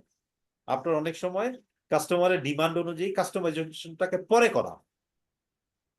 এখন আমি আসতেছি প্রোডাক্টের ফিচার, কি ধরনের প্রোডাক্ট হইলে পরে আপনি এই ফর্মুলা বা এই মডেলে আপনি ফেলবেন। It has to be slow moving product হইতে হবে, আস্তে আস্তে মার্কেটে চলে। লো ডিমান্ড ক্যারেক্টারিস্টিক্স কি? Slow moving. সেকেন্ড ক্যারেক্টারিস্টিক্স কি? Low demand. থার্ড ওয়ান কি? High value item. এক্সাম্পল কি কেউ দিতে পারবেন? তাহলে একেবারে ক্লিয়ার হয়ে যাবে। স্যার এসি হইতে পারে স্যার, জি এসি হ্যাঁ, বলতে থাকেন, আরো বলেন, আমিও উদাহরণ দিব, কোনো অসুবিধা নেই। Luxury motor vehicle, luxury motor vehicle, right. Automobile ইন্ডাস্ট্রিতে ভেরি লাক্সারি, এই জন্যই দেখেন পোস্টপোন কাস্টমাইজেশন এমন একটা বানাইছে, এটার দাম 10 কোটি টাকা। হ্যাঁ, কাস্টমার বলছে এটা এইভাবে ফিচার দিয়ে বানাবে। Very slow moving, low demand. IPhone sorry, iPhone iPhone. So high value item, slow moving, low demand. এখানে অনেক ধরনের উদাহরণ আছে, আপনারা যেগুলি বললেন সেগুলো তো আছে। এটার সাথে ডায়মন্ড আছে, এটার সাথে প্লাটিনাম ইন্ডাস্ট্রি উদাহরণ আছে, অটোমোবাইল ইন্ডাস্ট্রি আছে এখানে। হ্যাঁ, এগুলো হচ্ছে slow moving, low demand, high value, যেই কারণে ম্যানুফ্যাকচারিং স্টেজ থেকে ডাইরেক্ট কাস্টমারের কাছে যায়। ওকে, মনে করেন এরকম একটা কাস্টমাইজড গাড়ি আপনি তৈরি করলেন এক বিরাট ব্যবসায়ীর জন্য, হাতে গোনা সারা পৃথিবীতে হয়তো 10টা বানানো হচ্ছে। That's call postpone customisation. আপনি কাস্টমাইজ করলেন, যার যার রিকোয়ারমেন্ট আপনি তাকে ডিরেক্ট পাঠিয়ে দিলেন ফ্যাক্টরি থেকে, তার কাছে চলে গেল। এগুলো স্লো মুভিং আইটেম, লো ডিমান্ড, এটা হাতে গোনা অল্প কয়জন ব্যবহার করে, বাট হাই ভ্যালু আইটেম। ঠিক আছে, এই ধরনের ক্যারেক্টারিস্টিক যদি আপনার ফুলফিল হয়, তাইলে আপনার কি হবে, এই মডেলটা আপনার জন্য উপযোগী হবে। এই ধরনের মডেলে আপনি জাস্ট একটা জিনিস বলেন, ট্রান্সপোর্টেশন কস্ট হাই হবে না লো হবে? ট্রান্সপোর্ট লো স্যার, হাই হাই হবে না? হাই হবে, কিন্তু যেহেতু ডাইরেক্ট যাচ্ছে হাই হবে। কিন্তু আমি আরেকটা কোশ্চেন করি, সেটা হচ্ছে অ্যাজ এ কাস্টমার আপনি কি খুশি হবেন না বেজার হবেন? স্যাটিসফাই হবে, হবে স্যার। খুশি হবেন, খুশি হবে স্যার, কাস্টমাইজেশন। খুশি হবে। এই যে দেখেন, এই জন্য কাস্টমার এক্সপিরিয়েন্স হাই। এগুলি কয়েকটা উদাহরণ দিচ্ছে, জাস্ট দেখে নিন, এটা কোনো কঠিন কিছু না। ঠিক আছে, রেসপন্স টাইম হাই হবে যেহেতু ফ্যাক্টরি থেকে ডাইরেক্ট পাঠাইতেছেন, এই জন্য হাই হচ্ছে। ওকে, এই যে সিম্পল কয়েকটা জিনিস জাস্ট মাথায় রাখা, এগুলো একটু মাথায় রাখলে আপনাদের সুবিধা হবে। এখানে আরেকটা সুবিধা কি, সেন্ট্রালাইজেশন হয়। আরেকটা কথা বলতেছি, centralisation of the inventory. Inventory centrally আমরা হেল্ড করি হচ্ছে, বা আমি রাখি হচ্ছে ফ্যাক্টরিতে, এবং সেন্ট্রালাইজেশনের সুবিধা কি, আমি ডিমান্ডটাকে এগ্রিগেশন করতে পারি, এবং আমি আমার কনজিউমারের জন্য কোনো ধরনের কাস্টমাইজেশন হলে সেটা করতে পারি, রাইট? সেন্ট্রালাইজেশন। এবং আমার ইনভেন্টরিটাকে ম্যানেজ করতে সুবিধা, আমি সেন্ট্রালি রাখি। এই কথাবার্তাগুলি একটু মাথায় রেখে। সেকেন্ড ওয়ান, স্যার, স্যার, জি আমাদের যে প্রোডাক্ট অ্যাভেলেবিলিটি হচ্ছে স্যার হাই হয়ে গেল, বাট এটা তো স্যার স্লো মুভিং আইটেম ছিল। স্লো বুঝিনি, মুভিং আবার আইটেমে কি, স্লো আবার বল। মুভিং আইটেম যে স্যার, হ্যাঁ, ওটার কি স্যার প্রোডাক্ট অ্যাভেলেবিলিটি হাই হবে? আবার বলেন, বুঝিনি আমি। স্যার আগের যে প্রোডাক্ট অ্যাভেলেবিলিটি স্যার। হ্যাঁ, প্রোডাক্ট অ্যাভেলেবিলিটি তো স্লো মুভিং হলো, এটা টাইপ অফ নেচার। আপনি জিনিসটা বোঝার চেষ্টা করেন। ওর ডিমান্ড লো, ওর সিলেক্টিভ কাস্টমার, এই জন্য এটা slow moving. Product availability high কেন? কারণ হচ্ছে এটা আমি সেন্ট্রালি ম্যানেজ করতেছি ফ্যাক্টরিতে, that's why the product availability high. ও জি স্যার, জি স্যার, ঠিক আছে। এটা রিটেইলারের ওখানে হাই না, এটা হলো ফ্যাক্টরি এন্ডে হাই। জি স্যার, ড্রপ শিপিং এর ব্যাপারটা যদি বলতেন, বাইরের বিভিন্ন আমি একটা কেস স্টাডি দেখছিলাম কি কিছু কিছু দেশের মধ্যে কিছু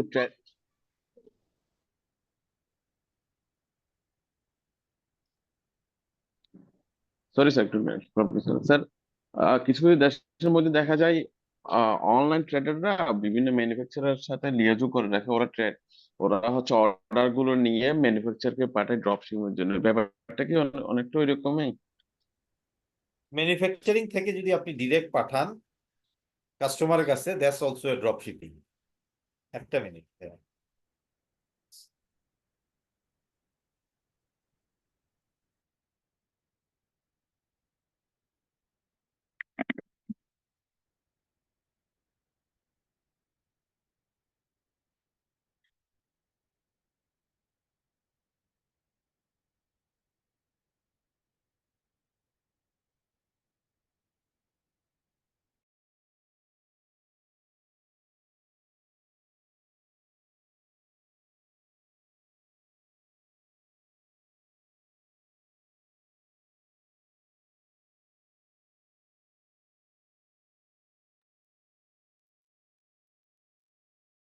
জি হ্যালো। শুনতে পাচ্ছি স্যার। হ্যাঁ, এখন শুনতে পাচ্ছি। সেকেন্ডটা যদি আমরা দেখি, সেটা হচ্ছে manufacturing storage with direct shipping in transit market.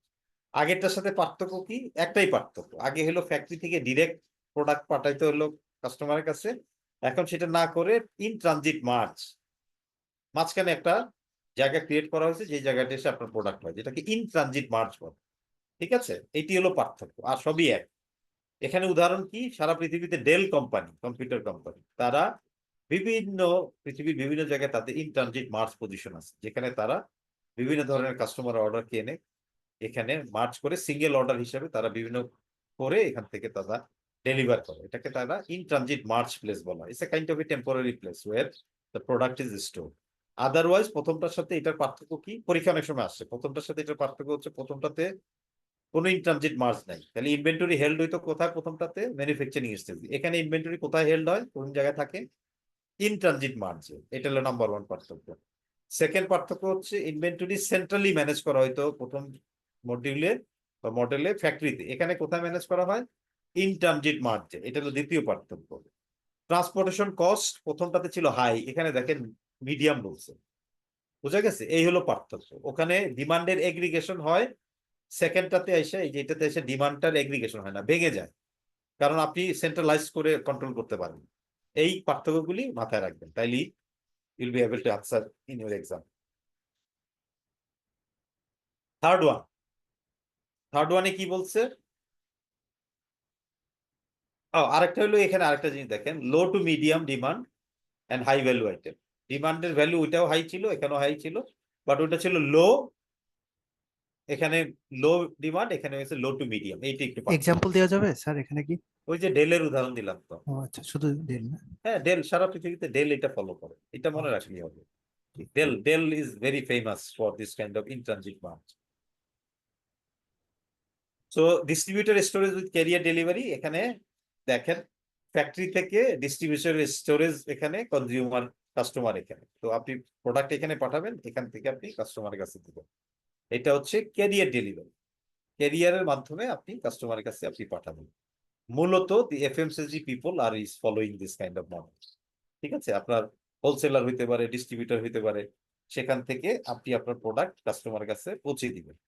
এখানে হাই লেভেল ইনভেন্টরি কোথায় মেনটেন করা হয়? ডিস্ট্রিবিউটরের কাছে। এখানে যদি কোশ্চেন করা হয় এখানে ইনভেন্টরি কে ম্যানেজ করে? ডিস্ট্রিবিউটর ম্যানেজ করে অন ইউর বিহাফ। তো হাই লেভেলের ইনভেন্টরিটা এখানে ম্যানেজ করা হয়।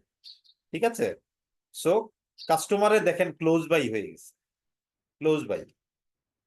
আমরা ডিস্ট্রিবিউটরের স্টোরেজটা কোথায় রাখবো? Close proximity of the customer, কাস্টমারের থেকে দূরে রাখবো, আমরা কাছে রাখার চেষ্টা করি। এখানে দেখেন প্রোডাক্টের ফিচার চেঞ্জ হয়ে গেছে, মিডিয়াম টু ফাস্ট মুভিং। প্রথম দুইটা ছিল ভেরি স্লো অ্যান্ড স্লো, এখন যেহেতু ফাস্ট মুভিং আইটেমে চলে আসছে medium to fast moving, that's why you have to put your inventory close proximity of the customer. এটা কি ক্লিয়ার হয়েছে? স্লো মুভিং ছিল দেখেই তো আপনি ফ্যাক্টরিতে বসে রাখছেন।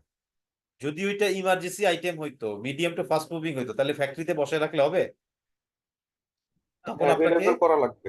কনজিউমারের কাছে যাইতে হবে। দ্যাটস আপনার প্রোডাক্টের টাইপ অনুযায়ী আপনাকে সিদ্ধান্ত নিতে হবে। আজকে যদি এটা ফাস্ট মুভিং হয়, কনজিউমার গুডস, এফএমসিজি বিজনেস হয়, সিগারেটই যদি ধরেন, সাবানই যদি ধরেন, ইউনিলিভারের যদি হয় ফ্যাক্টরি থেকে সারা বাংলাদেশে দিব, কোনো মাঝখানে হোলসেলার নাই, ডিস্ট্রিবিউটার নাই, কিছুই নাই, ইট উইল নট ওয়ার্ক।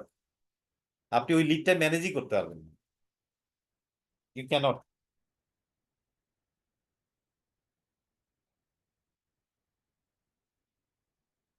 ঠিক আছে, বুঝা গেছে? জি ভাইয়া, ক্লিয়ার। সো এটা কিন্তু ভেরি সিম্পল জিনিস বলছি। আপনার প্রোডাক্ট যত ফাস্ট মুভিং হবে তত বেশি আপনি কনজিউমারের দোরগোড়ায় আপনি যাবেন। মানে স্যার ফাস্ট মুভিং হলে ওটা আর আমার কাছে রাখতে পারবো, যত দ্রুত অবশ্যই, সম্ভব পাস করে দেবো, তাই তো? Absolutely absolutely. আজকে আপনি ধরেন রেগুলার কমোডিটি আইটেম, আমরা আসবো 6 নাম্বার ইয়েতে, দেখবেন ওইটা সব রিটেল দোকানে রাখা হয়। কেন? বিকজ এটা আমার ডেইলি কনজাম্পশন, ওইটা আমার একদম দোরগোড়ায় থাকতে হবে, একদম দোরগোড়ায়। Right? Okay, so now go to the fourth one, distributor storage with last mile delivery. কি পার্থক্য? লাস্ট মাইল ডেলিভারি মানে হচ্ছে কনজিউমার বা কাস্টমার আমার বাড়িতে এসে পৌঁছে দিবে, দ্যাটস ইট। ভেরি সিম্পল ভাবে মনে রাখেন, আর বাকি সব সেম। আগেরটার সাথে এটার পার্থক্য, আগেরটা আমার বাসায় এসে দিত না। ঠিক আছে, এটা আমার বাসায় এসে দিয়ে যাবে। লাস্ট মাইল ডেলিভারি উদাহরণ বলেন, অনলাইন মানে বিজনেসে অ্যাভেলেবেল। দারাজ, তারপরে ফুড পান্ডা, এগুলো কি? ফুডপান্ডা, দারাজ, রকমারি, অল আর এক্সাম্পল। ঠিক আছে, একদম এগুলো চাল ডাল বলেন, যাই বলেন, সবকিছু এটা last mile delivery. Last mile ডেলিভারিতে একটা কোশ্চেন ইজ ইম্পর্টেন্ট, সেটা হচ্ছে this is the highest transportation cost in the system. যতগুলি 6টা মডেল আলাপ করব তার ভিতরে সবচেয়ে বেশি কস্ট ইনকার হয়, ট্রান্সপোর্টেশন কস্ট এন্টায়ার সাপ্লাই চেনের পুরো নেটওয়ার্কে, সেটা হচ্ছে এই মডেলের। যেহেতু আপনি বাসায় দোরগোড়ায় এসে দিয়ে যান, ঠিক আছে, আজকে আপনি ফুড অর্ডার করেন, আপনার বাসায় এসে দিয়ে যাবেন। চাল ডাল বলেন, বাসায় এসে দিয়ে যাবেন। তো obviously the transportation cost is high. হ্যাঁ, যে আমরা যে প্রথমে পড়লাম যে স্লো মুভিং যে আইটেমটা, এটা তো তো লাক্সারি একটা গুডস, যখন বাসায় পৌঁছায় দেয় ও- তখনও তো কস্টটা, ডেলিভারি কস্টটা বেড়ে যায় তখন সেক্ষেত্রে। তখনও কষ্টটা বেড়ে যায়, বাট এইটার ক্ষেত্রে কষ্টটা আরো বেশি বাড়ে। তখন তখন এরকমও হইতে পারে যে আমি ওই যে আপনাকে উদাহরণ দিলাম, সেটা নট নেসেসারিলি কাস্টমারের বাসা, একটা গাড়ি পৌঁছে দেওয়া নট নেসেসারিলি কাস্টমারের বাসা, মেবি তার প্রেফার্ড কোনো পজিশন বোঝাচ্ছে। বাট এখানে কিন্তু ইন্ডিভিজুয়ালি একটা ছোট আইটেমও আপনার ঘরে কলিং বেল দিয়ে আপনাকে দিয়ে যাবে, ওই অর্থে বোঝানো হচ্ছে। আচ্ছা আচ্ছা, ঠিক আছে। ঠিক আছে, স্যার এখানে হচ্ছে কাস্টমার টু কাস্টমার আবার প্রোডাক্ট ফ্লো দেখাচ্ছে স্যার, এটা কিভাবে? বলেন, আবার বলেন। Customer to customer product flow দেখাচ্ছে অ্যারো দিয়ে। আমি একটু দেখি আবার।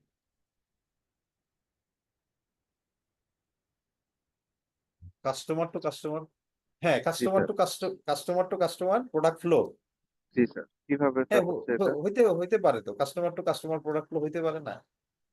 কাস্টমার ডিস্ট্রিবিউটরের কাছ থেকে আসছে, আমি একজন নিছি, আবার আপনি আমাকে আপনার কাছ থেকে আবার আমি আরেকজন নিছি, সেই ধরনের একটা দেখানো হয়েছে।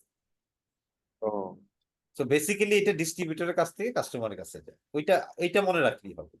এটা একটা জাস্ট রিলেশনশিপ দেখানোর জন্য এই অ্যারোটা দিচ্ছে। বাট আপনার মোদ্দা কথা হচ্ছে ডিস্ট্রিবিউটরের কাছ থেকে আপনার কাস্টমারের কাছে জিনিসটা যাবে। So now manufacturer storage with customer pickup, এখানে একটা ইন্টারেস্টিং এক্সাম্পল আমরা আলাপ করব। দেখেন এখানে কি হয়েছে, ফ্যাক্টরি থেকে প্রোডাক্ট আসবে, কোথায় আসবে? দেখেন ডিস্ট্রিবিউটর স্টোরেজ, ক্রস ডকিং বা ডিস্ট্রিবিউশন সেন্টার, সেখান থেকে আসবে কাস্টমার পিকআপ, আরেকটা লেয়ার অ্যাড হয়েছে। সেই কাস্টমার পিকআপ সাইটে কাস্টমার যাবে, যেয়ে পিকআপ করে নিয়ে আসবে। What are the example? Example হচ্ছে কুরিয়ার দারাজ সার্ভিসের কুরিয়ার সার্ভিস দারাজ কোরিয়ার সার্ভিস একটা উদাহরণ, দারাজ ভেরি গুড এক্সাম্পল, এবং ফার্নিচার ইন্ডাস্ট্রি। দারাজ কিভাবে আমি বলি, I am living in Mirpur DHS, আমাদের সবচেয়ে কাছে হলো এই 12 নম্বরে একটা দারাজের পিক আপ পয়েন্ট আছে। জি sir sometimes my wife use to go and pick up the order.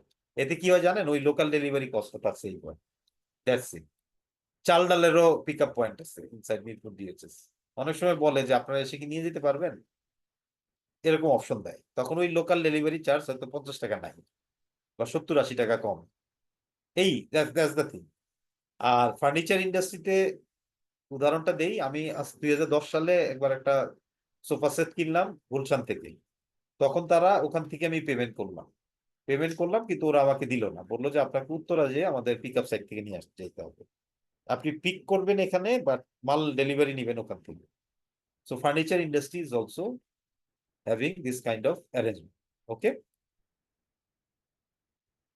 এখন the last one, 6 number, retail storage with customer pickup. পাড়া মহল্লায় আমাদের যে traditional type of retail shop আছে, these are the glowing example of this type. Inventory is store locally at retail shop. আমরা সবাই জানি 5 minute 10 মিনিটের ব্যবধানে পায়ে হেঁটে আমরা চলে যাই।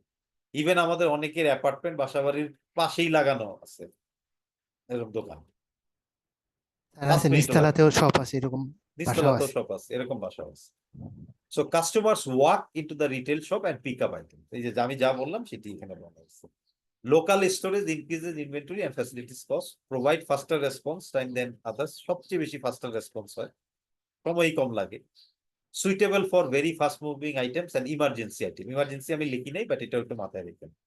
Suitable for very fast consumer goods item, চাল ডাল চিনি লবণ, এগুলো যদি আপনাকে 2 ঘন্টা লাগে তাহলে হবে না। ইমার্জেন্সি আইটেম, ঔষধ, ইট হ্যাজ টু বি পাড়া মহল্লা। ওষুধ কিনতে যদি আমার প্যারাসিটামল কিনতে যদি 2 ঘন্টা লাগে, ওরসেলাইন কিনতে যদি 2 ঘন্টা লাগে, হ্যাঁ, একটা অ্যালার্জির ট্যাবলেট কিনতে যদি 2 ঘন্টা লাগে, হার্টের রুগী বাসায় ইকোস্প্রিন এটা কিনতে যদি আমার 2 ঘন্টা লাগে, একটা ইনহেলার ঘরে হাঁপানি রুগী এজমার পেশেন্ট, তাইলে হইল না। সো সুইটেবল হইতে এইটা তার জন্য সুইটেবল হবে যেটা ফাস্ট মুভিং আইটেমস এবং ইমার্জেন্সি আইটেমস। আজকে যদি ডায়মন্ডের নেকলেস হয়, I can travel 2 hour, no issue, তো ইমার্জেন্সি আইটেম না। একটা দামি পারফিউম কিনতে I can go and wait, ওটা তো একটু হাই ভ্যালু আইটেম কম্পারেটিভলি, তাই না? I can wait a bit, এটা আমার যে আজকেই লাগবে not like that, I can wait, এবং I can go travel little bit, no issue. But if it is a fast moving items, emergency item, then পাড়া মহল্লায় থাকতে হবে, এটি বলা আছে। এখন একটু আমরা এটা একটু দেখি, ঠিক আছে? এই টেবিলটা পরীক্ষায় আসবে না, জাস্ট একটু বোঝার জন্য।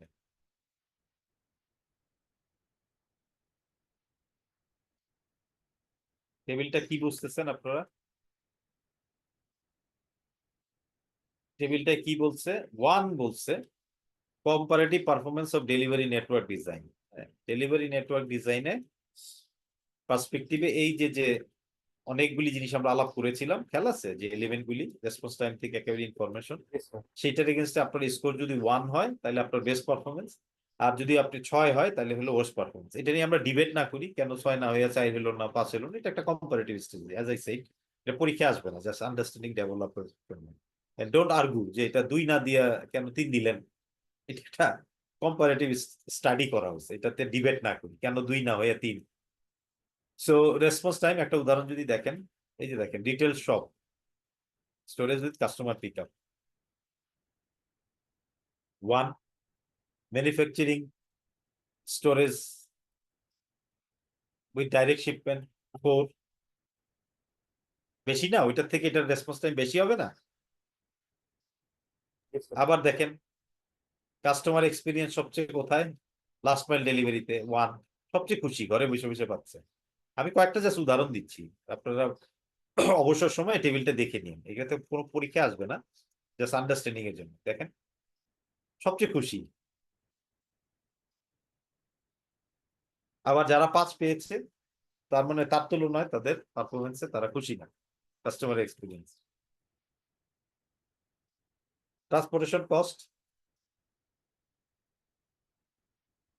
দেখেন কি বলছে, লাস্ট মাইল ডেলিভারি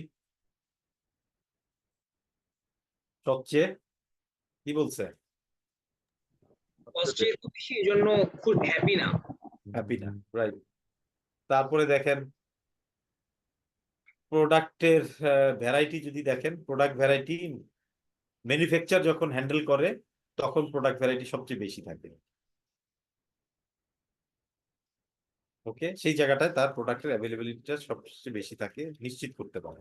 এইভাবে বলা হয়েছে, এটা জাস্ট একটু দেখে নিন, এখানে পরীক্ষা আসবে না, জাস্ট একটু বোঝার জন্য। একইভাবে এইটাও সেম, আপনার 2 যদি হয় তাহলে ভেরি সুইটেবল, +1 হইলে সামওয়াট সুইটেবল, 0 হইলে নিউট্রাল, -1 হইলে সামওয়াট আনসুইটেবল, -2 হলে ভেরি ভেরি আনসুইটেবল। ঠিক আছে, এই ধরনের। ঠিক আছে, high demand product, retail storage with customer pick up, customer যাবে পিক আপ করবে,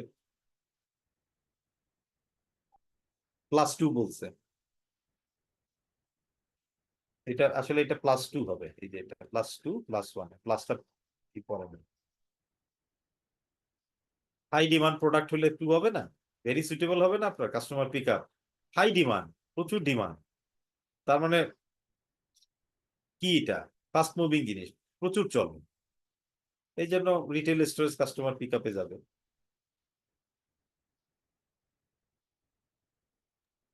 আবার যদি আপনি ডাইরেক্ট শিপিং বলেন, হাই ডিমান্ড আলা প্রোডাক্ট কি আপনি ম্যানুফ্যাকচারিং স্টোরে রেখে দিতে পারবেন? এই জন্য এটা -2। ওই যে আমরা প্রোডাক্ট ফিচারটা যদি মাথায় রাখি, কুইক ডিজায়ার্ড রেসপন্স, এই যে দেখেন হেঁটে যাবেন চট করে নিয়ে নেবেন। আবার ম্যানুফ্যাকচারিং স্টোরে যদি ডাইরেক্ট শিপিং হয়, এটার সম্পূর্ণ ভেরি আনসুইটেবল হয়ে যাবে। এইভাবে একটু দেখে নিন, এভাবে দেখলেই জিনিসগুলো একটু আন্ডারস্ট্যান্ডিং হবে। ওকে, তাহলে ছোট্ট করে একটা জাস্ট একটু কথা বলি, সেটা হচ্ছে আমার আন্ডারস্ট্যান্ডিং যেটা, সেটা জাস্ট একটু ঝালাই করে নাও আপনার হাতে। আপনি যে কয়েকটা স্লাইড আগে যেটা বলেছিলেন যে এলিমেন্টস অফ কাস্টমার সার্ভিস, এবং ওখানে যে ফ্যাক্টরগুলো আপনি উল্লেখ করেছিলেন, সেটার সাথে তাহলে ইন টার্মস অফ ডিস্ট্রিবিউশন নেটওয়ার্কের যে ডিজাইনগুলো, সেই টার্মসে এগুলো জাস্ট একটা মানে পারফরমেন্স জি অ্যানালাইসিস জি অ্যাবসলিউটলি, ওখানে অনেকগুলি আমরা এলিমেন্ট ফ্যাক্টর নিয়ে আলাপ করেছি। ফ্যাক্টর। জি জি। হ্যাঁ, সেইটার সাথে ম্যাচ করে আগের টেবিলটা এবং এই টেবিলটা মিলায় একটু জাস্ট আন্ডারস্ট্যান্ডিং ডেভেলপ করার জন্য দেওয়া হয়েছে, নাথিং মেমোরাইজ। এগুলো একটাও মুখস্থ করতে যায় না, এগুলো পরীক্ষা আসে না। ঠিক আমি আছে। জাস্ট বলছি এই দুইটা টেবিল হলো আন্ডারস্ট্যান্ডিং এর জন্য, and don't go for debate, কেন ভাই এটা +2 বসাইলেন, এটা +1.5, ইন্টারেস্টিং ইন্টারেস্টিং এটা। 1.5 হইলে ভালো হইতো, 2 কেন দিলেন 1, এইটা করেন না, এই ডিবেটে গেলে হবে না। সো এটা হলো জাস্ট একটা স্টাডি করে একটা আন্ডারস্ট্যান্ডিং ডেভেলপ করার জন্য দেওয়া হয়েছে এটা। হ্যাঁ বলতে পারেন, হ্যাঁ এটা 2 না হয়ে এটা 1.5 দেন, ওই ওই ওই ডিবেটে গেলে হবে না, এটা জাস্ট একটা আন্ডারস্ট্যান্ডিং ডেভেলপ করা। ঠিক আছে, সো আমরা একটু 10 মিনিটে একটা ব্রেক নেই। সো আমরা 10:50 আবার we will gather, right? Thank you, okay sir. Thank you.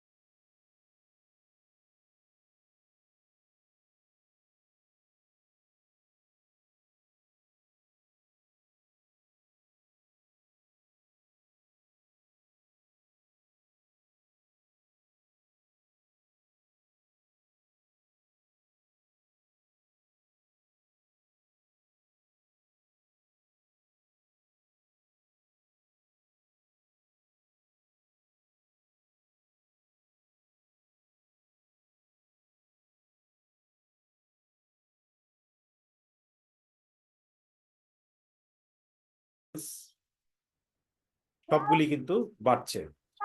তারপরে আপনি ফুডের কথা চিন্তা করেন, ফুড বিজনেস, ক্লদিং এর কথা চিন্তা করেন, online system very convenient, ফাস্টার time to মার্কেটে খুব ফাস্টার টাইমে আনা যায়, order visibility is also very very efficient, the time of order placement to delivery, everything is visible in online system. Okay, we have already discussed that, right? Returnability, question might come. Returnability harder with online orders. Why harder? Number one, logistic challenge. Number two, কি বলেন? Proportion of returns likely to be much higher. ওই যে বললাম 25 to 30% cases compared to brick and mortar shop. Brick and mortar shop 5 to 10%. Vis-a-vis online sales returnability rate is much higher, which is globally 25 to 30%. Online মানে returnable মানে প্রসিডিউরটাও কিন্তু একটু ঝামেলা। Procedure is ঝামেলা, জি। order friendly না, logistically challenge, right? এই কারণে returnability is harder, but returnability rate is also very high. কেন হয় সেগুলো ব্যাখ্যা আমরা করেছি। স্পেক মিলে না, পুরো প্রোডাক্টটাকে আমরা নেড়েচেড়ে হাতে ধরে দেখতে পারি না, স্পেকস এন্ড কোয়ালিটি ডিটোরিয়েট করে এবং ডেভিয়েশন হয়, যা দেখাইছে ভার্সেস আমি যে রিয়েলিটি যেটা রিসিভ করেছি ইজ ডিফারেন্ট। কোভিড এর সময় অনলাইনে গরু বেচে কেনা হয়েছে কোরবানি ঈদে, আপনাকে অ্যাগ্রো ফার্মের যে ছবি দেখাইছে হৃষ্টপুষ্ট গরু ভার্সেস যেটা এসে আপনি ডেলিভার করছেন, পরে দেখা যায় অনেক পার্থক্য। কোরবানি কিন্তু খুবই আমাদের ধর্মীয় ইয়েতে অনেক একটা জিনিস, তাই না? জি, এটা তো এবারও হয়েছে লাইভে, এবারও সেল হয়েছে। হ্যাঁ এবারও হয়েছে। আমি বলছি again it depends on the পিপলের, যেহেতু সময় পাওয়া যায় না মানুষ এটা করে। আর কোরবানি একবার বিশেষ করে কিনে, সাদেক এগ্রো পুরোপুরি অনলাইন সেলসে, ওরা লাইভ হ্যাঁ ওয়েটে সেল করে। সেল করে এবং পরে দেখা গেছে যে when it delivered there is a deviation. এখন এখানে আরেকটা ম্যাটার আছে, বাংলাদেশে কিন্তু আমরা মোস্ট অফ দা প্রোডাক্ট যেগুলো অনলাইনে অর্ডার করি সব থেকে ক্যাশ অন ডেলিভারি। সো আপনি পারচেজ করবেন আর করবেন না, আপনি ডেলিভারি চার্জ দিয়ে চাইলে রিটার্নও করতে পারেন, এই ফ্যাক্টরটাও কিন্তু ম্যাটার করে। হ্যাঁ, ক্যাশ অন ডেলিভারিও আছে, দুইটাই আছে, ক্যাশ অন ডেলিভারি অপশনও আছে। আর এটা হলো আপনি ক্যাশ পেমেন্ট করে দিচ্ছেন, আপনি যদি রেগুলার কাস্টমার হন ক্যাশ পেমেন্ট করে দিচ্ছেন আগেই, আপনাকে এসে দিয়ে গেল। ক্যাশ অন ডেলিভারি আছে, সবকিছুই আছে। ক্যাশ অন ডেলিভারিতে যদি আপনার না মিলে আপনি রিটার্ন করে দিতে পারেন। তবে স্যার এখন এগুলো তো একটু চেঞ্জ আসতেছে, যারা আসলে লং টাইম বিজনেসে সাস্টেইন করতে চাচ্ছে তারা মোটামুটি করতে চাচ্ছে, যে প্রপার সাপোর্টটা ভালো দিতে চাচ্ছে। ভাইয়া কথা না বললে প্লিজ, যে কথা বলছেন না প্লিজ মিউট করে রাখেন। জি বলেন ভাইয়া, প্লিজ ক্যারি অন। এটা মোটামুটি ডেভেলপ হচ্ছে যে বেশিরভাগ এখন অনলাইনে যারা বিজনেস করছে অনেকেই লং টাইম সাস্টেইন করতে চাচ্ছে। আগে তো প্রথম দিকে যেমন আসতো হয়তো যে তারা স্বল্প সময়ের বিজনেস করে কিছু প্রফিট করে নিয়ে লোপাট হয়ে যাওয়ার একটা ধান্দা ছিল, বাট এখন অনেক বিজনেসে অনেকেই আসছে যারা লং টাইম সাস্টেইন করতে চায়, যার কারণে এগুলোই ডেভেলপ হচ্ছে ভালো। এবং অনলাইনে এবার দেখলাম গরু সেলে বেশ ভালো ইমপ্রুভমেন্ট আসছে এবং মনে হয় ভালোই সেল হয়েছে অনলাইনের সেলটা, যেটা লাইভ ওয়েটের ইয়ায়। আগের ঝামেলাগুলো তো আছেই, অবিশ্বাসের জায়গা ওই জন্য আছে, কিছুটা এখন ট্রাস্টও মানুষ করছে, শুধু গরু সেল না সব জায়গাতেই। অ্যাকচুয়ালি কাস্টমার রিভিউ গুলি যদি পাওয়া যায়, যেমন কাস্টমার এক্সপিরিয়েন্সের ক্ষেত্রে কাস্টমার রিভিউ গুলি দেখে অনলাইনে ট্রাস্ট ইস্যু তৈরি হয়, তারপরে কাস্টমাররা অর্ডার দিতে চায় আর কি। এই কাস্টমার রিভিউটা অনলাইনে থাকলে ওগুলির উপর ডিপেন্ড করে মানুষ আস্থা পায় এবং অর্ডার বাড়ে আর কি এই প্রোডাক্টের ক্ষেত্রে। অনলাইন পার্চেজের ক্ষেত্রে আমার একটা পার্সোনাল ওপিনিয়ন, যেটা এখন যেটা দেখছি, এখন মোটামুটি যেগুলো পারচেজ করি সেই অনলাইন পার্চেজ গুলো মোটামুটি আমি কোয়ালিটিটাও ভালো পাচ্ছি, কিন্তু প্রবলেম যেটা হচ্ছে যে প্রাইজের জায়গায় একটু মানে মনে হচ্ছে যে আমি যদি অনলাইনে না পারচেজ করে ডিরেক্ট আমি শপে যে পারচেজ করতাম অনেক সেভ হইতো। এই প্রাইজের ক্ষেত্রে এখন আমার কাছে, আমার পার্সোনাল ভিউ থেকে মনে হচ্ছে একটু মানে আমি ডিস্যাটিসফাইড, বাট কোয়ালিটিতে এখন কিছুটা আমি ইমপ্রুভমেন্ট পেয়েছি। আগে যেমন দারাজে থেকে পারচেস করলেও আমি অনেক ধোকা খেয়েছি, অনেক কয়বারই হয়েছে আমার এরকম, বাট এখন আর সেটা হচ্ছে না। অনলাইনে তো যদি এমনিতেই দারাজে অনলাইনে তো এমনিতেই ট্রান্সপোর্ট কস্ট হাই থাকবে। কি সো ভেরি ট্রান্সপোর্ট কস্ট কিন্তু ওরা নিয়ে নেয়, ও আলাদা করে নিচ্ছে, তারপরে প্রোডাক্টের কস্টটাও একটু হাই নিচ্ছে। ঠিক আছে যেমন ভাইয়া। দারাজে সবচেয়ে বড় প্রবলেমটা হচ্ছে আপনি প্রোডাক্টটা চেক করতে পারতেছেন না। ওরা কিন্তু আপনার পরে রিটার্নের জন্য করে, বাট চেক করা যায় না অন টাইম। পেমেন্ট করে তারপর প্রোডাক্টটা খুলে দেখতে হয়। এই হচ্ছে আমারও দারাজের সবচেয়ে দারাজের বড় এক্সপিরিয়েন্স প্রবলেমটা। ভালো না, আমি দারাজের কথা বলছি না, বাট দারাজ ছাড়া অন্যগুলোতে যারা মানে ওয়ান শপ যারা বা যারা নিজেরা মানে কি বলে একক উদ্যোক্তা, ছোট উদ্যোক্তা, তারা বেশ ইমপ্রুভ করছে, সেটা বলছিলাম আর কি। এখন আক্রমণে চলে গেছি ভাই, ওকে আমরা স্যার। এখন কন্টিনিউ। জি ঠিক আছে ভাইয়া, thank you for good discussion. I also agree whatever you are discussing, যে এখন ফ্রডিউলেন্স কেসটা আস্তে আস্তে মানুষের ভিতরে ঢুকতেছে, যে এই ব্যবসাটা যদি লং টার্ম সাস্টেনেবল করতে হয় তাহলে এই প্রতারণা করে দীর্ঘদিন টেকা যাবে না। So there R lot of বড় বড় স্ক্যাম যেগুলো হয়েছে সেগুলোর কারণে people are taking learning. Because আমাদের তো একটা টেন্ডেন্সি আছে আমাদের এই বাংলাদেশি মানুষের ভিতরে, যে হঠাৎ করে আমরা পয়সার মালিক হয়ে যেতে চাই। সো এটা করে করে কেউ কেউ সাকসেসফুল হয়েছে, আবার লং টার্মে ধরাও খেয়েছে। সো শর্টকাটের কোনো রাস্তা নাই, এটা বলেন না যে কাটিং দ্য কর্নার্স, ইংরেজিতে একটা কথা আছে, আপনি কাটিং দ্য কর্নার্স করবেন মানে স্ট্রেট লাইনে চলবেন না, একটা পর্যায়ে যে সবাই এটা ধরা খায়। সো কাটিং দ্য কর্নার্স করে বেশি দিন টিকা যায় না।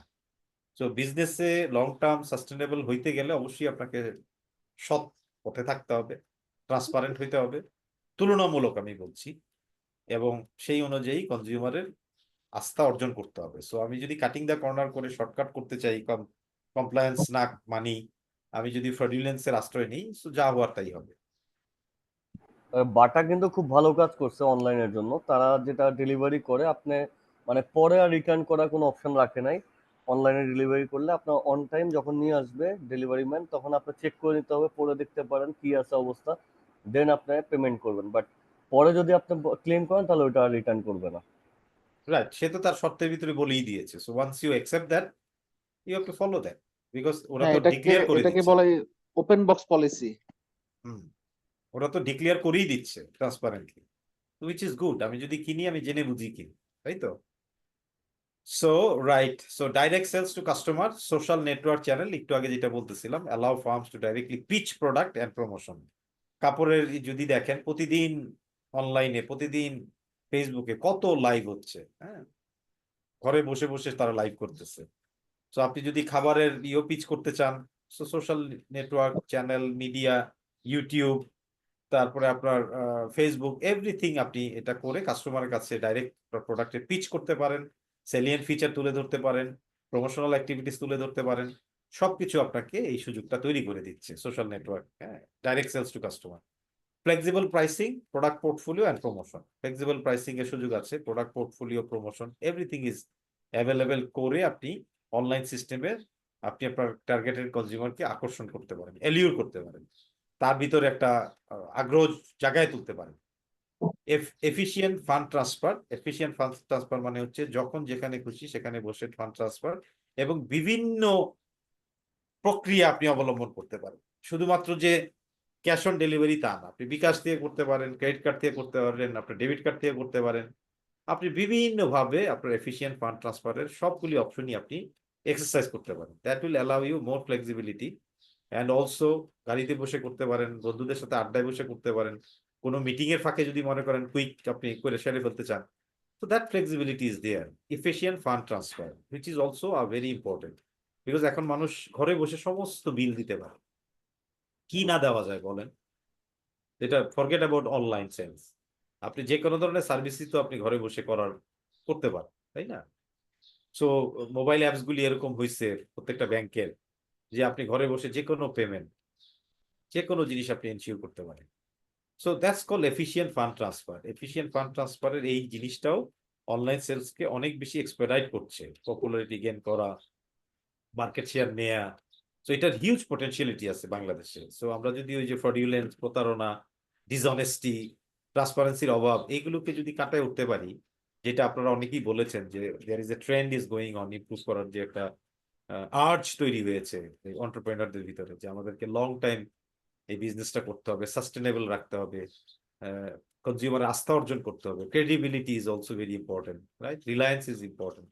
সো এটা যদি একবার করে ফেলতে পারি, things will moving to A right direction. But হঠাৎ আঙ্গুল ফুলে কলা গাছ, তারপরে খবর নাই, কাটিং দ্য কর্নার্স যেটা বললাম, এটা মানুষ আলটিমেটলি দীর্ঘমেয়াদী টিকতে পারে না, ধরা খায়। সো এখানে ডিসকাশন আর ওরকম কিছু নাই, আমরা ডিসকাশনটা পরে আবার সব শেষ হওয়ার পরে আমরা করব, যদি আপনাদের লাগে আরো কোনো জায়গায়। এটা সম্ভবত লাস্ট স্লাইড, এটা একটু আমরা একটু দেখে নিই। Distribution network in practice, distribution network আমরা এতক্ষণ থিওরিটিক্যাল কথাবার্তা বললাম, but practically when you want to execute things, then you need to have these things into your mind. Number one, the ownership structure of the distribution network can have a as big as the impact of the type of the distribution. Ownership-এর যে type of distribution সেটার মতনই ownership-এর structure, হ্যাঁ, structure of distribution নেটওয়ার্কে ওনারশিপটা কে নিবে, হ্যাঁ, একটা অর্গানাইজেশনের ভিতরে মার্কেটিং নিবে না সাপ্লাই চেইন নিবে না ডিস্ট্রিবিউটর নিবে, এই যে ওনারশিপ, এইটাও একটা বড় ইম্পর্টেন্ট কনসিডারেশন হিসেবে আসে। টাইপ অফ নেটওয়ার্ক যেরকম ওরকম ভাবে ওনারশিপটা কার, হ্যাঁ, কে মেনটেন করবে ইউর ইনভেন্টরি। আপনি অর্গানাইজেশন, আপনি ম্যানুফ্যাকচারার করবেন নাকি আপনার হয়ে ডিস্ট্রিবিউটর করবে, না ভিএমআই হবে, ভিএমআই মানে ভেন্ডর ম্যানেজ ইনভেন্টরি, ভেন্ডর আপনার হয়ে করে দিবে, দ্যাটস কল ওনারশিপ। আপনি এই যে ডিস্ট্রিবিউশন নেটওয়ার্কের ভিতরে একটা ইম্পর্টেন্ট সাবজেক্ট হচ্ছে আপনার ওয়্যারহাউস। ওয়্যারহাউসটা কে বানাবে? ওয়্যারহাউসটা বানাইতে গেলে আপনার জমি কিনতে হয়, তারপরে ওখানে ইরেক্ট করতে হয়। This are all capital investment.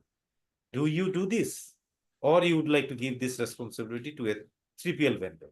So that's called ownership transfer, right?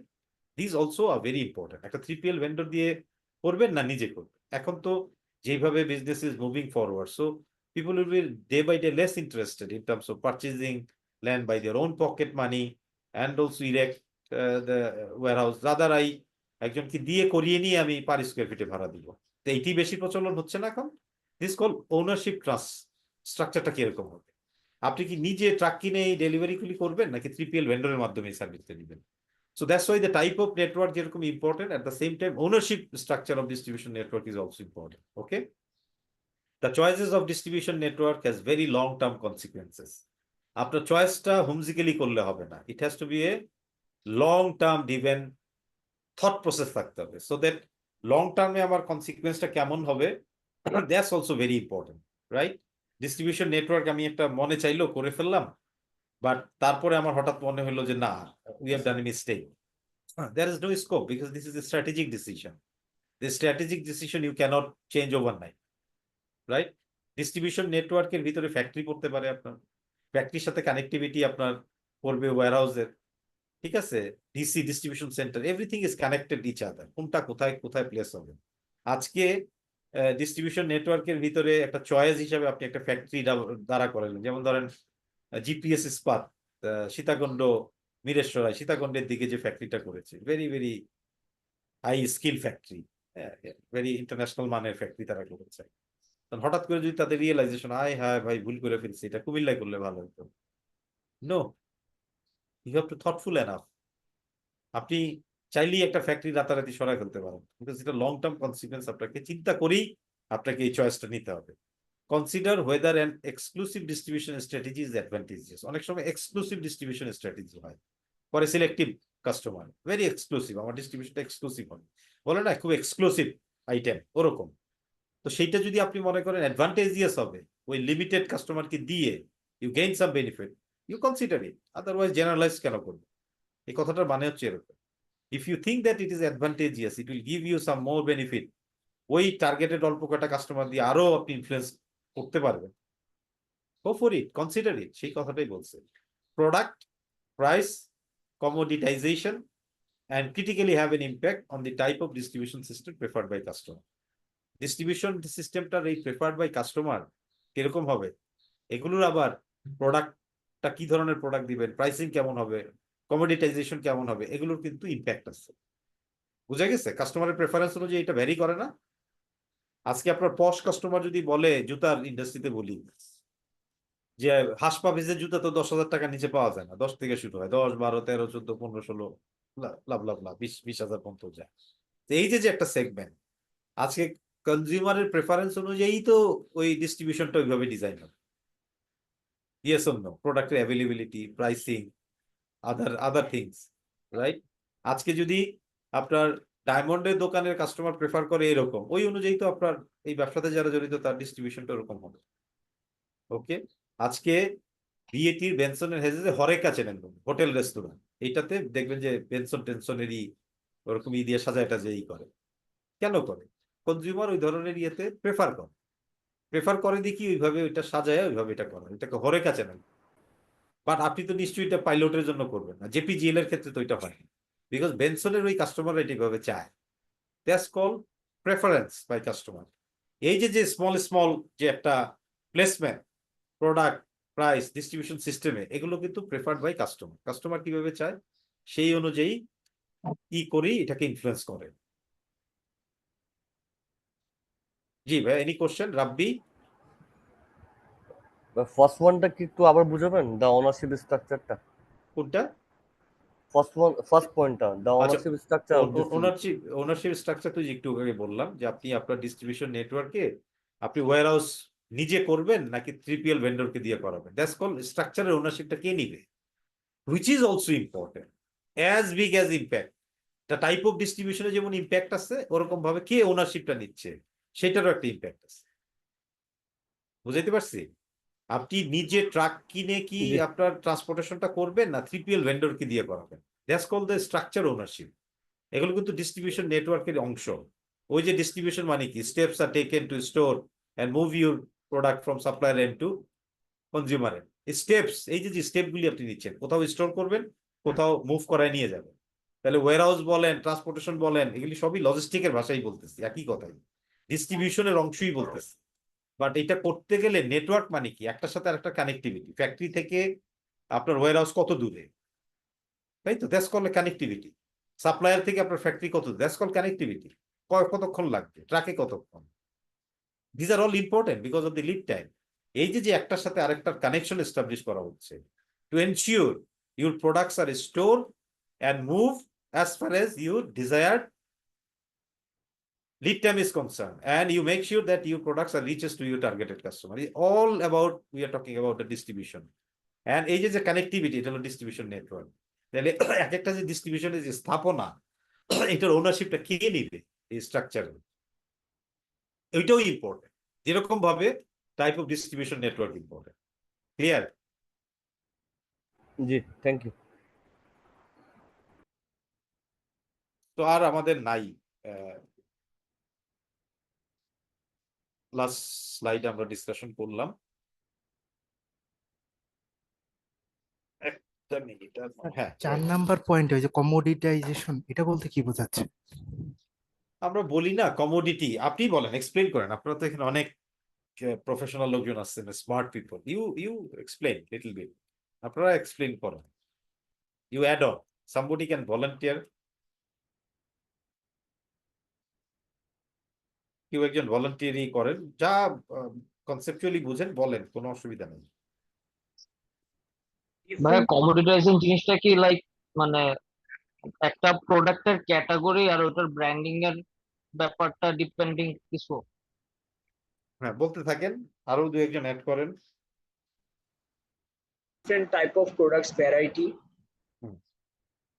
মানে প্রোডাক্টের যে ডিফারেন্সিয়েশন, প্রোডাক্টটাকে যে আপনি আলাদা করবেন, ঠিক আছে, সেটার জন্য আপনার এটা প্লেসমেন্ট, এটাকে কিভাবে আপনি ফিচারটাকে ই করবেন, সবই কিন্তু কমোডিটাইজেশনের অংশ। কমোড কি বলে, মানে কমোডিটি বলে না, মানে এটা কি মোরওভার কম্পিটিটিভনেস ক্রিয়েট করা, মানে অন্য ব্র্যান্ডের তুলনায় কেন কাস্টমার, এটা এক ধরনের প্রসেস, যে এইভাবে আপনি এটা আপনার মেবি প্রাইমারি জিনিসটাকে প্রোডাক্ট, আপনি প্রাইমারি এটাকে প্রোডাক্ট। ইউনিক করবেন, ঠিক আছে, আপনি আপনার সার্ভিসটাকে, আপনার প্রোডাক্টটাকে ডিস্টিংগুইশ করবেন, ডিফারেন্সিয়েশন করবেন। কমোডিটাইজেশন দ্য প্রসেস, কি কি ইনিশিয়েটিভ নিয়ে, সেটা এটা ব্র্যান্ডিং হইতে পারে, সেটা এটা সাজানো হইতে পারে, সার্ভিস হইতে পারে, যেইভাবেই আপনি করে এই জিনিসটাকে করেন। তো এই ক্ষেত্রে কি বলছে, কাস্টমারের প্রেফারেন্সটাও আপনাকে বিবেচনায় নিতে হবে। লাইনটা খেয়াল করছেন, প্রোডাক্ট কি প্রোডাক্ট অ্যাভেলেবেল করবেন, প্রাইসিংটা কেমন দেবেন, কমোডিটাইজেশনে যে প্রসেস যেটা বললেন, two make your product kind of A distinguished from your competition, এক ধরনের কি বলবো আমি, ইউনিকনেসটা কি করা, এই যে প্রসেস, সেটি হচ্ছে আপনার কমোডিটাইজেশন। এই সবগুলি কিন্তু করি আমরা দিনের শেষে কাস্টমার কি প্রেফার করছে সেটাকে মাথায়, কাস্টমার এক্সপিরিয়েন্স কি চাচ্ছে। মার্কেটিং কি, all about customer experience, creating value for the consumer, তাই তো। মার্কেটিং কি করে, কনজিউমারের ওয়ান্টস এর নিডটাকে আইডেন্টিফাই করে সেটাকে পূরণ করার চেষ্টা করে by adding sir value to the একরকম সার্ভিস। কম্পিটিটিভ অ্যাডভান্টেজ এই টাইপের, অফকোর্স, অফকোর্স। Competitive advantage. হ্যাঁ, আপনি প্রোডাক্ট, এই যে মার্কেটিং এ যে 3P বলে, এখন বলে 7P বলে, কটলারের বই আপনারা যারা দেখছেন 5P, এখন 6P 7P ও বলে না, প্রোডাক্ট, প্রাইস, প্রমোশন, প্লেসমেন্ট, হ্যাঁ, এই যে অনেক ধরনের পোর্টফোলিও আসছে, এখন অনেক জিনিস আসছে। সো এই যে প্রোডাক্টটাকে আপনি কিরকম অ্যাভেলেবেল করবেন, প্রাইসিংটা কেমন হবে, কমোডিটাইজেশন কিরকম হবে, মানে একটা ইভেন কিভাবে কনজিউমার প্রেফার করতেছে সেইটাকে গুরুত্ব দিয়েই আপনি এই জিনিসগুলি করছেন। সো নেটওয়ার্ক ডিজাইন আমি থিওরিটিক্যালি যাই করি, প্র্যাকটিক্যালি যখন আমি নামাবো তখন আমাকে এই জিনিসগুলিকে মাথায় রাখতে হবে, এই কথাটাই বলছে। কারণ দিনের শেষে consumer experience, customer experience is the important. এই যে আমরা বিশ্ববিদ্যালয়ে আমি চাকরি করি, এটা হলো এডুকেশন ইন্ডাস্ট্রি। এখানে আমাদের আসল টার্গেট লোক কারা? ছাত্র, রাইট? ছাত্র শিক্ষক আছে দেখি তো আমরা আছি নাকি? বিশ্ববিদ্যালয়ের প্রাণী তো ছাত্র শিক্ষক। যদি ছাত্রই না থাকে তাহলে কিসের শিক্ষাদান আর কিসের? তাহলে কাস্টমার এক্সপিরিয়েন্স যেরকম, ওরকম student experience. We talk about student experience, we talk about student centricity. Supply চেনে যেমন বলে কনজিউমার সেন্ট্রিক সাপ্লাই চেন, বিশ্ববিদ্যালয়ের কি ওই same concept. As a supply chain professional, কারণ কেউ যদি বলে যে ভাই আপনি আপনার জ্ঞানকে কিভাবে কাজে লাগান, আমি ওইভাবে কাজে লাগাই। The way I was consumer centric supply চেনের প্রফেশনাল ছিলাম in BAT, I just take that learning into convert it into student centric operation. Same. একটা বিশ্ববিদ্যালয়কে কিভাবে চালাইলে এটা স্টুডেন্ট সেন্ট্রিক হবে, স্টুডেন্ট এক্সপিরিয়েন্স আরো বেশি ভালো হবে। Same goes here. কোনটাকে আপনি প্রেফার করছেন? স্টুডেন্টরা ফিডব্যাক দিচ্ছে এইভাবে করলে, এই ধরনের কোর্স যদি ডিজাইন করা হয়, এখন স্টুডেন্ট বললেই কি সব বিশ্ববিদ্যালয় হুবহু এটা করবে? বাট স্টুডেন্টের এক্সপিরিয়েন্স, স্টুডেন্টের চাওয়া পাওয়াটাকে তো গুরুত্ব দিতে হবে। পুরোটাই যে স্টুডেন্ট বলে দিবে তা না, কারণ বিশ্ববিদ্যালয়ে তো অথরিটি আছে, দের ইজ এ সিস্টেম আছে, প্রসেস আছে। বাট কনজিউমার যা বলে তাই কি একটা অর্গানাইজেশন পুরো করে, হুবহু করে? যেটা আপনার লজিক্যাল মনে না, হবে, করে না। আপনার ভ্যালু প্রপোজিশনের সাথে যেটা ইম্পর্টেন্ট মনে হবে সেটাই আপনি করবেন। Exactly same here. একটা স্টুডেন্ট 20টা জিনিস বললেই তো একটা টিচার 20টা জিনিস নিবে না। সেখান থেকে অবশ্যই যেগুলো ইম্পর্টেন্ট, কনস্ট্রাকটিভ, সে ওইটা ইনকর্পোরেট করার চেষ্টা করবে তার টিচিং লার্নিং এ। আজকে যদি অপারেশনের কোনো ইউটিলিটি সার্ভিস, বিল্ডিং মেনটেন্যান্স, এই ধরনের ইস্যুতে কোনো যদি রিয়েলি গুড কনস্ট্রাকটিভ ফিডব্যাক আসে, অবভিয়াসলি উইল টেক। এমন একটা ফিডব্যাক আসলো it is out of the box, which is not important, এটা নাইস টু হ্যাভ, এই মুহূর্তে দরকার নাই, আমরা তো সবকিছুই তো এইভাবে করি। বাট দিনের শেষে কি? Customer experience, customer preference. তো marketing is all about that. Customer এক্সপিরিয়েন্সটাকে আপনি কিভাবে হ্যান্ডেল করছেন, কিভাবে তার ভ্যালু প্রপোজিশন আপনি নিয়ে আসতেছেন on to the table, so that he or she get attracted towards your service and product. কারণ বাজারে তো আর অনেকেই দিচ্ছে। You have to make your commodity distinguish from your competition. এই যে প্রসেস যেটা করা হয় সেটি হচ্ছে কমোডিটাইজেশন। সেই জিনিসটা করতে গিয়ে কাস্টমারের প্রেফারেন্সটা ইম্পর্টেন্ট, ইম্প্যাক্ট ফেলে। সেটাকে যদি আমরা ইগনোর করি, আন্ডারমাইন করি, গুরুত্ব না দেই, তাদের ভাষা যদি না বুঝি, তাহলে ভুল হবে। আজকে বিশ্ববিদ্যালয় চালাতে গিয়ে যদি ছাত্রের ভাষা না বুঝি, ছাত্ররা কি চাচ্ছে, তাদের চ্যালেঞ্জ কোথায়, পেইন পয়েন্ট কোথায়, কোন জায়গাটায়, হ্যাঁ, কম্পিলিং নিড কোথায়, সেটাকে যদি আমরা আন্ডারমাইন করি, সেটাকে যদি আমরা গুরুত্ব না দেই, তাহলে অনেক ধরনের ই হয়। We have all experience what has happened in last 1.5 months. So important G, consumer এক্সপিরিয়েন্সটা বোঝা, তার প্রেফারেন্সটাকে ইম্পর্টেন্স দেওয়া। সে যা বলছে তাই যে সব নিয়ে নিব না, not like that. You have to come up with a constructive feedback. সব কনজিউমার, সবার কথার তো এক ধরনের ভ্যালু নেই। আপনি ওখানে রিয়েল ভ্যালু প্রপোজিশন, যে ইনসাইট যে সমস্ত কনজিউমার দিচ্ছে, সেটাকে আপনি প্রেফারেন্স দিবেন। জেনারেলাইজ ফিডব্যাক দিবেন, কিছু ইনোভেটিভ ফিডব্যাক দিবেন, ক্লাব করবেন, করে তারপরে আপনি আপনার কি বলবো, আপনার প্রায়োরিটি, আপনার সামর্থ্য সবকিছু মিলিয়ে you will response according. Clear? জি ভাই, একটা কোশ্চেন ছিল আপনার কাছে। জি। আপনি আগে যে প্রতিষ্ঠানে ছিলেন বিএটি এবং এখন যেখানে আছেন ব্র্যাক ইউনিভার্সিটি, তো দুইটা তো পুরো দুই রকম আর কি। তো জি আপনি জি আপনার এক্সপেরিয়েন্সটা, ওই এক্সপেরিয়েন্সটাকে দিয়ে এখানে কিভাবে আপনি ইয়ে করতেছেন, ওই মানে যে আমি পুরোটা? আপনি একটু আগে বললাম না, সাপ্লাই চেনের যে জ্ঞান, অপারেশনের যে বেসিক জ্ঞান, সেটা হুম, সব জায়গায় কাজে লাগে কোনো না কোনো। এখন বিশ্ববিদ্যালয়ের ফ্যাক্টরি নাই, হয়তো ফ্যাক্টরির হুবহু ফ্যাক্টরিটা কাজে লাগতেছে না, বাট আপনার সাপ্লাই চেনের অনেক নলেজ এখানে কাজে লাগবে। আমরাও তো এখানে আমার অপারেশনের ভিতরে তো ট্রান্সপোর্টেশন ডিপার্টমেন্ট আছে, ফ্লিট ম্যানেজ করি, তাহলে ওই জ্ঞান কি আমার এখানে কাজে লাগে না? নিশ্চয়ই লাগে। এমনি আমরা ফিজিক্যালি যদি আমরা দেখি মানে সিন, যে পুরা দুই রকম, কিন্তু দুইটা প্রতিষ্ঠান পুরা দুই রকম, একটা শিক্ষা হ্যাঁ হ্যাঁ প্রতিষ্ঠান, একটা টোবাকো ইন্ডাস্ট্রি। সেটা তো হলো way of working and culture ecosystem, সে তো কমপ্লিটলি ডিফারেন্ট হবে, হ্যাঁ, অবভিয়াসলি কমপ্লিটলি ডিফারেন্ট। ডিফারেন্ট। তো সেই ক্ষেত্রে আপনার leadership adjustment is important, how adapt, how quickly you adapt to a new situation, that's also important. আপনি আজকে যে অর্গানাইজেশনে আছেন ছেড়ে যখন আরেকটা অর্গানাইজেশনে যাবেন, সেই অর্গানাইজেশনের ভাষা ডিফারেন্ট হবে, ইকোসিস্টেম ডিফারেন্ট হবে, কালচার ডিফারেন্ট হবে। একটা মাল্টি ন্যাশনাল অর্গানাইজেশনের কালচার আর একটা বিশ্ববিদ্যালয় is a gulf of difference. So you need to adapt, অবশ্যই। You need to understand the ecosystem and culture, how it works. যখন আপনি এটা বুঝে ফেলবেন, বোঝার যদি আগ্রহ থাকে আপনার, আপনি যদি সে অ্যাজাইল হন শেখার, আমি খুব দ্রুত শিখবো, খুব দ্রুত বোঝার চেষ্টা করবো, দ্যাট উইল হেল্প ইউ। এবং ওই যে কাস্টমাইজ বলে, কিছু জ্ঞান তো আপনাকে টেইলর মেড করতে হবে। হুবহু you can't apply the same thing Unilever or BAT in a university, but the basic concept কাজে লাগানো যায়। রুট অপটিমাইজেশন তো আমরাও করি।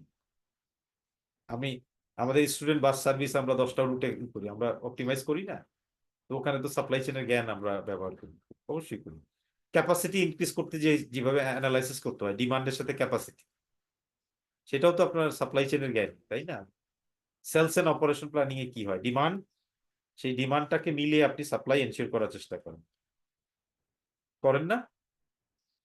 আমাদেরও তো ক্যাপাসিটি, আমাদের ডিমান্ড কি? স্টুডেন্ট বেড়ে যাওয়া, দ্যাটস আওয়ার ডিমান্ড। সেই স্টুডেন্টকে ক্যাটার করতে গেলে you have to increase your space, your classroom, your library, other facilities, your lab.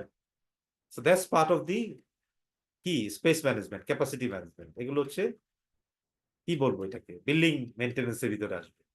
তারপর তাকে আবার কম্পিটিটরদের সাথেও তো খেয়াল রাখা, না আপনাদের র্যাকের পাশাপাশি যে কম্পিটিটর গুলো আছে, হ্যাঁ কম্পিটিটর কি করতেছে কি সেটাও খেয়াল করতেছে, রাখা। Exactly, how you are giving the service, পাশে এনএসইউ রাইট? বা ইস্ট ওয়েস্ট এরা হ্যাঁ কিভাবে সার্ভিস দিতেছে, আপনাদের ওইভাবে রাইট। সার্ভিস। স্টুডেন্ট যখন আসতেছে, রিসিভ করা, queue management, this are all supply চেনের সেন্স কিন্তু এখানে কাজে লাগে, common sense and supply chain. হুবহু এক হবে না, বাট কিছু জিনিস তো আপনি কাস্টমাইজ করবেন, সেই অনুযায়ী আপনি করবেন। আপনার ওই, এখন আমি যদি গার্মেন্টসে চলে যাই, কথার কথা বলতেছি, তাহলে আমাকে আবার অ্যাডাপ্ট করতে হবে না? ওইটাও তো ডিফারেন্ট, ওইটাও তো টিপিক্যাল এফএমসিজির সাথে মেলে না, ওইটাও তো একটু different way of working, different ভাষা, different language, different culture, but আপনার management quality, leadership quality remains the same.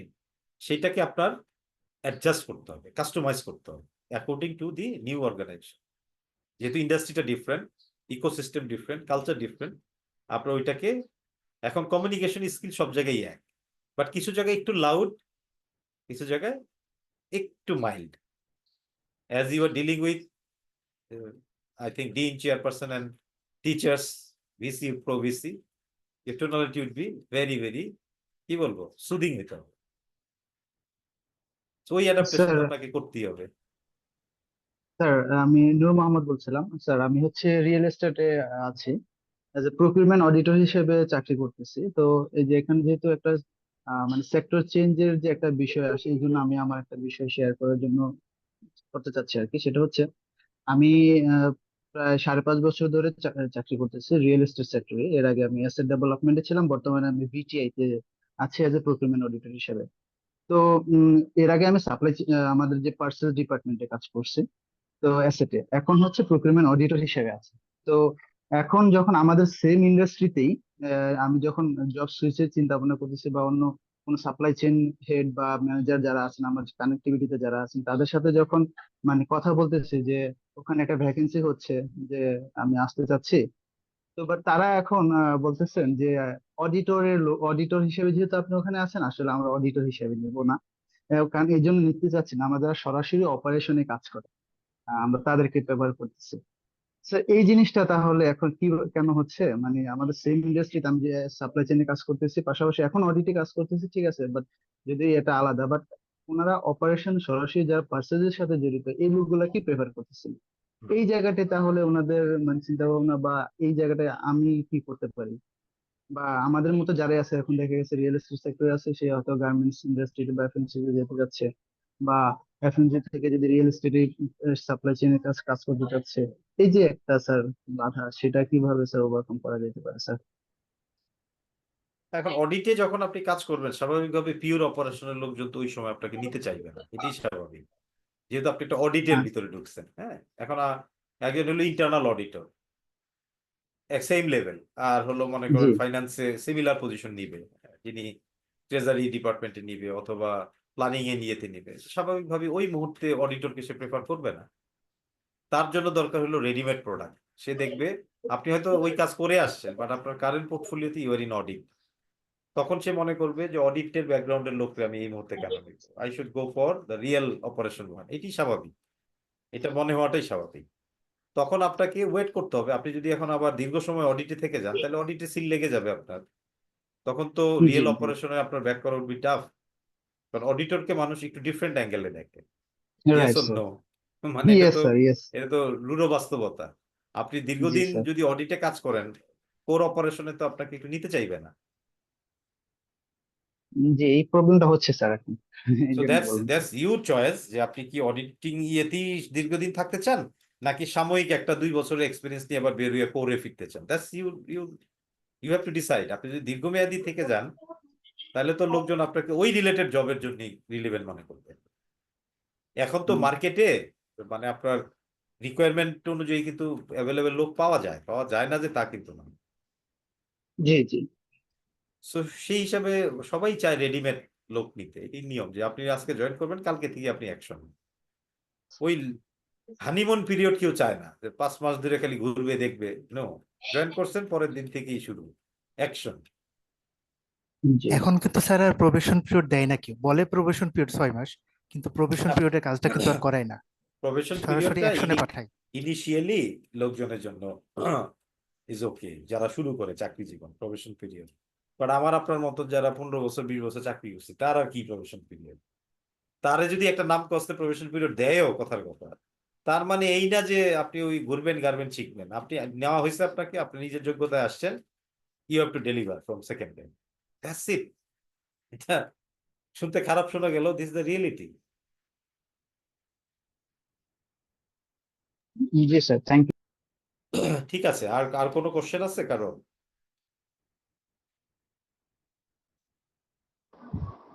Sir কোশ্চেনের দু একটা যদি কোনো মানে প্যাটার্ন মিনস হচ্ছে আপনি তো বলে দিচ্ছেন, বলে দেন, ধারণা দেন যে এই টাইপের কোশ্চেন থাকবে, এখান থেকে থাকতে পারে।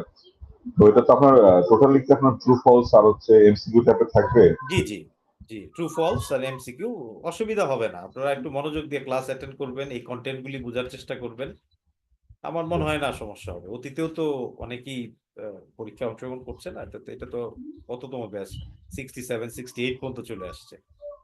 জি জি, সো অসুবিধা হওয়ার কথা না। ঠিক আছে স্যার, থ্যাংক ইউ। কনসেপ্টটা বোঝার চেষ্টা করবেন। কিছু তো কনসেপচুয়াল কোশ্চেন হয়, কিছু হয় ভালোই সোজা হয়, কিছু মডারেট হয়, কিছু কনসেপচুয়াল হয়, এটি আর কি। আর একটু তো এমসিকিউ হইলে তো সবাই একটু কনফিউজ করার চেষ্টা করি, তাই না? এই যে মেডিকেল পরীক্ষা হয়, এমসিকিউ পরীক্ষা দিতে হয়, বিসিএস এ প্রিলিমিনারিতে এমসিকিউ হয় না? তা আপনাকে তো কিছু কিছু তো কনফিউজ করার জন্য দিবেই। বাট ওগুলোর থ্যাংক ইউ যেমন ধরেন, স্যার। মানে আমাদের এখানে যেহেতু একটা কন্টেন্ট ধরে আমরা ক্লাস নেই, সো সেটাই মোরলেস আপনার গাইডলাইন। না, আপনি স্যার যেগুলো আজকের পড়াচ্ছেন যে ওগুলো বুঝতে পেরেছি। লেকচারটা ছিল স্যার, যেটা আমার কাছে এটা মনে হয়েছে, এটা মানে আপনার লেকচার থেকে বেশি, মানে থিওরিটিক্যালের থেকে এটা আপনার লেকচার থেকে বেশি আর কি ক্যারি করবে আর কি, মানে যে গ্রাফ গুলা বা ইয়েগুলো আপনি যেগুলো জি, দেখালেন গ্রাফগুলো থেকে আপনার থিওরি। সেন্টেন্স বানায় দিবে। গ্রাফ হ্যাঁ থেকে আপনাকে কনসেপ্ট বুঝতে হবে। যেমন গ্রাফ থেকে যদি দেয় যে when the facilities number will increase, what will be the impact of inventory cost? হ্যাঁ, জি এইটা জি যদি কোশ্চেন হয়, গ্রাফ জি থেকেই কোশ্চেন বানানো হবে। 1 নম্বরে বলবে inventory cost will go up, increase. 2 নম্বরে বলবে ইনভেন্টরি কস্ট উইল ডিক্রিজ। 3-এ বলবে নো ইম্প্যাক্ট, এরকম বলতে পারে না? জি জি জি 4-এ বলবে যে আরেকটা বলবো, ধরেন সিম্পল অ্যান্সার, ইনভেন্টরি কস্ট বাড়বে, ফ্যাসিলিটি পারবে, কস্ট জি বাড়লে ইনভেন্টরি কস্ট বাড়বে। ইমিডিয়েট কস্ট পারবে আবার না। ধরেন ওই যে ট্রান্সপোর্টেশনে বলা হলো initially transportation cost will decrease. কেন? কারণ ইনবাউন্ড ট্রান্সপোর্টেশন কস্ট কমে যাবে। তারপর ইনবাউন্ড ট্রান্সপোর্টেশন কস্ট কমে যাবে, এটা কেন কমবে আমি যদি অপশন দিই কয়েকটা, বিকজ বাল্ক ভলিউমে র ম্যাটেরিয়াল কেনা হবে, অথবা যদি বলি ইকোনমিজ অফ স্কেল অ্যাচিভ হবে। এটি হলো প্রধান কথা। বাল্ক ভলিউমে কিনা হবে, যার কারণে এইটা আবার ওই কথাটা কি পুরো স্টেটমেন্ট আকারে দিয়েও বলতে পারে true or false whatever. আপনার এবিসিডি হলে ডিফারেন্ট অপশন ক্রিয়েট করে আপনাকে বলবে ওই গ্রাফ থেকে স্টেটমেন্ট বানায় বানায়, অথবা ট্রু ফলস করেও আপনাকে বলতে পারে, correct or incorrect. So if you understand the concept, if you understand the principle, আপনাকে কনসেপ্টটা বুঝতে হবে। কনসেপ্ট বুঝলে আপনি অনেক বেশি ভালো করতে পারবেন, শুধু জি। মুখস্থ করলে হবে না। কনসেপ্ট বুঝে যদি মনে রাখার চেষ্টা করেন, দ্যাট উইল হেল্প ইউ। আর এগুলো একটু প্র্যাকটিক্যাল নলেজের সাথে মিলাবেন, যে আমি যে চাকরি করতেছি এটা কি এরকম কি হয়। হ্যাঁ, সব থিওরি বরাবর আপনার মিলবে না চাকরির সাথে, কিছু জিনিস ওই যে বললাম কাস্টমাইজ করতে হয়, টেইলর মেড করতে হয়, সব 2 2 4 মিলে। সো আপনাকে ইন্ডাস্ট্রি প্রোডাক্ট টু প্রোডাক্ট আপনাকে এবার কাস্টমাইজ করে নিতে হয়। এখানে একটা জিনিস বলা হয়েছে দেখি হুবহু এটা আমার ইন্ডাস্ট্রিতে একই রকম ফল দিবে, নট লাইক দ্যাট, বাট কনসেপ্টটা বুঝতে হবে এবং সেই অনুযায়ী আপনাকে কাস্টমাইজ করে নিতে হবে। আপনার বিজনেস, আপনার ফোকাস, আপনার প্রোডাক্ট অনুযায়ী আপনাকে কাস্টমাইজ করতে হবে। এখন কোনো একটা ইন্ডাস্ট্রি কি খালি একটা মডেলই ফলো করবে, ডিস্ট্রিবিউশন মডেল? ওই যে আমরা আপনাদের এখানে হয়নি, ওই যে লেয়ার আমরা করি ডিস্ট্রিবিউশন নেটওয়ার্কে বা ডিস্ট্রিবিউশন ইয়েতে লেয়ার বলে। 0 লেভেল হলো কনজিউমার, সাপ্লায়ার যখন কনজিউমারে ডাইরেক্ট দেয় 0 লেভেল, মাঝখানে কেউ নাই। তারপরে যখন রিটেলারের কাছে দেয়, কনজিউমারের কাছে যায়, লেভেল 1, একটা লেভেল যোগ হলো। তারপরে 2 লেয়ার বা 2 লেভেল কোনটা, যখন আপনি ডিস্ট্রিবিউটরের কাছে পাঠাইলেন, ডিস্ট্রিবিউটর আবার রিটেলারে দিল, রিটেলারের কাছে কনজিউমার দিল। তাহলে কনজিউমার আর সাপ্লায়ার বা প্রডিউসারের মাঝখানে 2টা লেয়ার। হ্যাঁ, ডিস্ট্রিবিউটর আর একটা রিটেলার, ডিস্ট্রিবিউটর হইতে পারে, হোলসেলার হইতে পারে। তাহলে এটার উদাহরণ কি, ব্রিটিশ আমেরিকান টোবাকো বা এফএমসিজি, যত বিজনেস আছে। তাহলে এফএমসিজি সবাই কি এটি ফলো করে? মেজরিটি প্রোডাক্টের ক্ষেত্রে ফলো করে, বা তার মানে এই না সে কি রিটেল শপে দেয় না, কিছু কিছু প্রোডাক্ট ওইভাবে দেয়। তাহলে একমাত্র ওইটাই কিন্তু বাইবেল না, সে তার মেজর বিজনেসটা ওই মডেল ফলো করে, তার মানে এই না কিছু কিছু প্রোডাক্টের ক্ষেত্রে সে আবার অন্য লেয়ার ফলো করে। তো দ্যাটস কল, কি বলবো এটাকে, টেইলর মেডিং, customisation based on the requirement of your business and your product. এই জন্য এটা অনেকে হাইব্রিড বলে। হ্যাঁ, আমার বেশিরভাগ মডেলিটি এরকম, বাট একটা দুইটা প্রোডাক্ট আমি ডাইরেক্ট সেলও করতে পারি। সিগারেট কেউ ডাইরেক্ট সেল করে, দেয়ার ইজ নো প্রসেস। শুধু B2B আছে, যেটা হলো বিএটি থেকে কিছু সিলেক্টিভ সিগারেট নেভিতে যায়, এসএসএফ এ যায়, that is B2B, very exception, অল্প। বাট এটা তো তার মডেল না।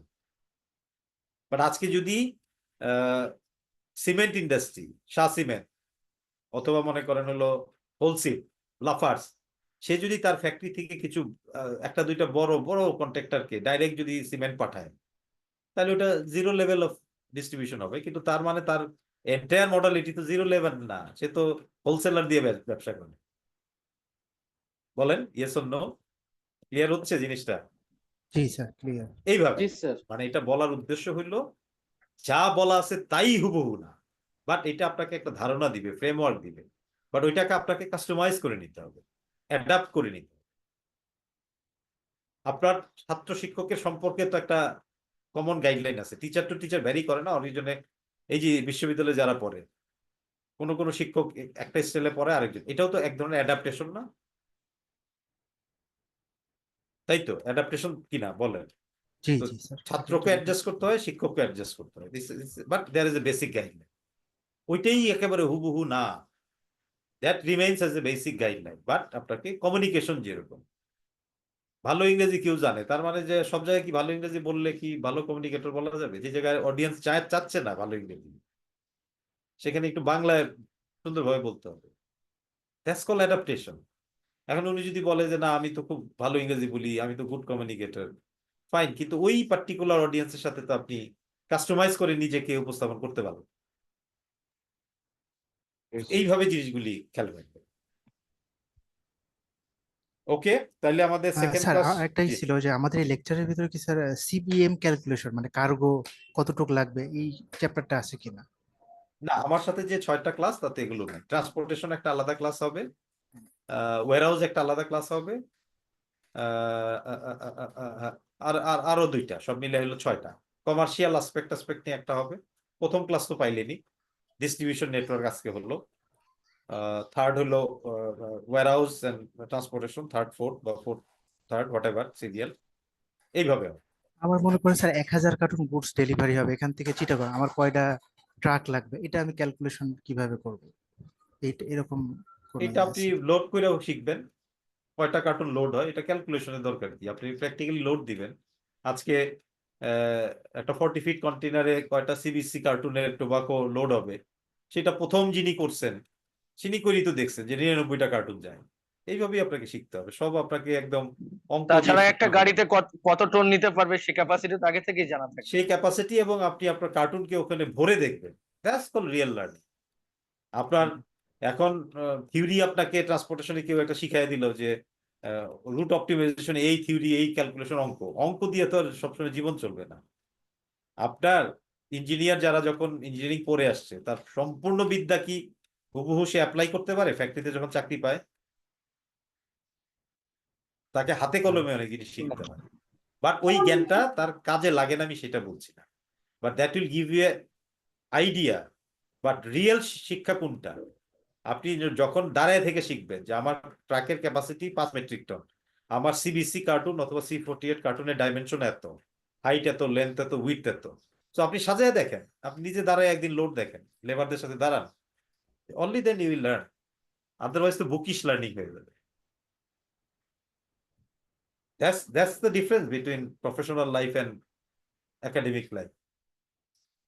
ছাত্র এবং ছাত্র যখন কনভার্টেড হয়ে প্রফেশনাল লাইফে আছে, বলে না your hands needs to be dirty. ফ্যাক্টরিতে যারা যায় বা যে কোনো জবে যখন যায়, প্লিজ রিমেম্বার, বলে না প্রথম দিকে your hands need to be dirty. আমি যেগুলি বলতেছি এটা হলো শিখতে হলে এইভাবে দাঁড়ায় শিখতে হবে।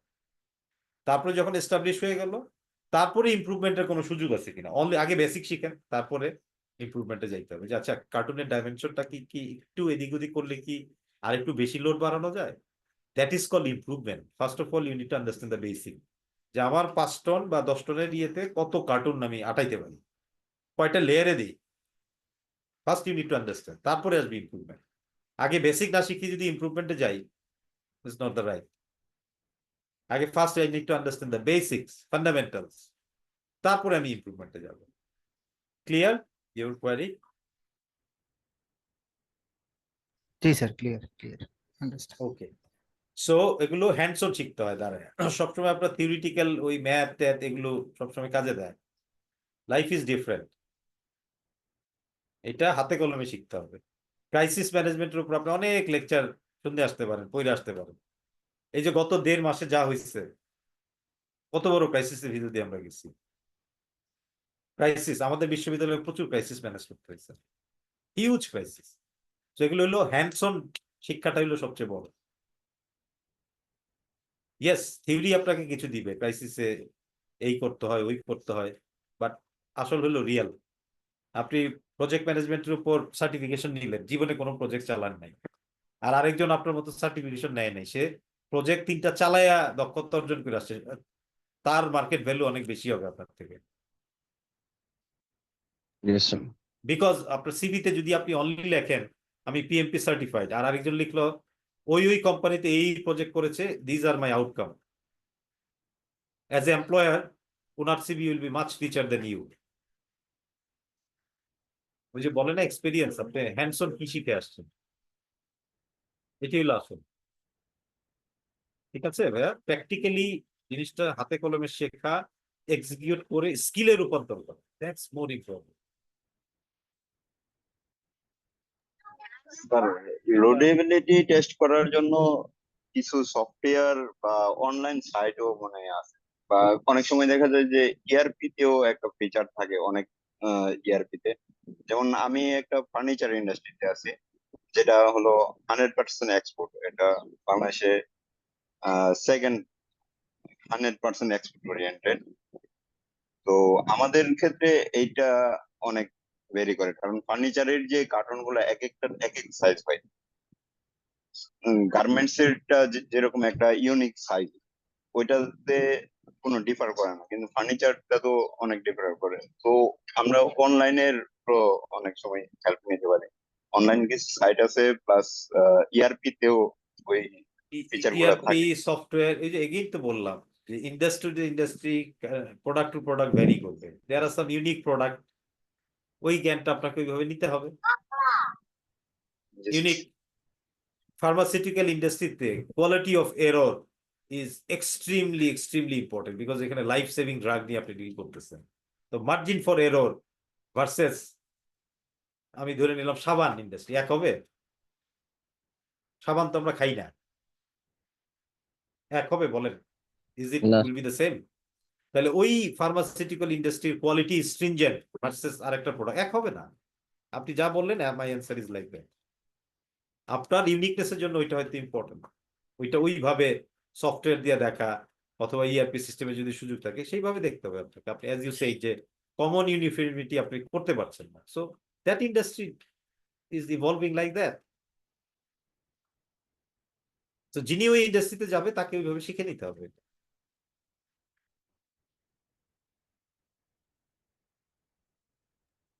ওকে, তো ঠিক আছে, আর যদি কোনো কোশ্চেন না থাকে উই ক্যান র্যাপ আপ। আগামী শুক্রবারে দেখা হবে স্যার থার্ড ক্লাসে। থ্যাংক ইউ স্যার ঠিক আছে জি, থ্যাংক ইউ স্যার তো thank you very much. Thank you. Thank you sir. Thank you sir আসসালামু আলাইকুম জি, আসসালামু আলাইকুম। Thank you sir. আসসালামু আলাইকুম। ওয়ালাইকুম স্যার।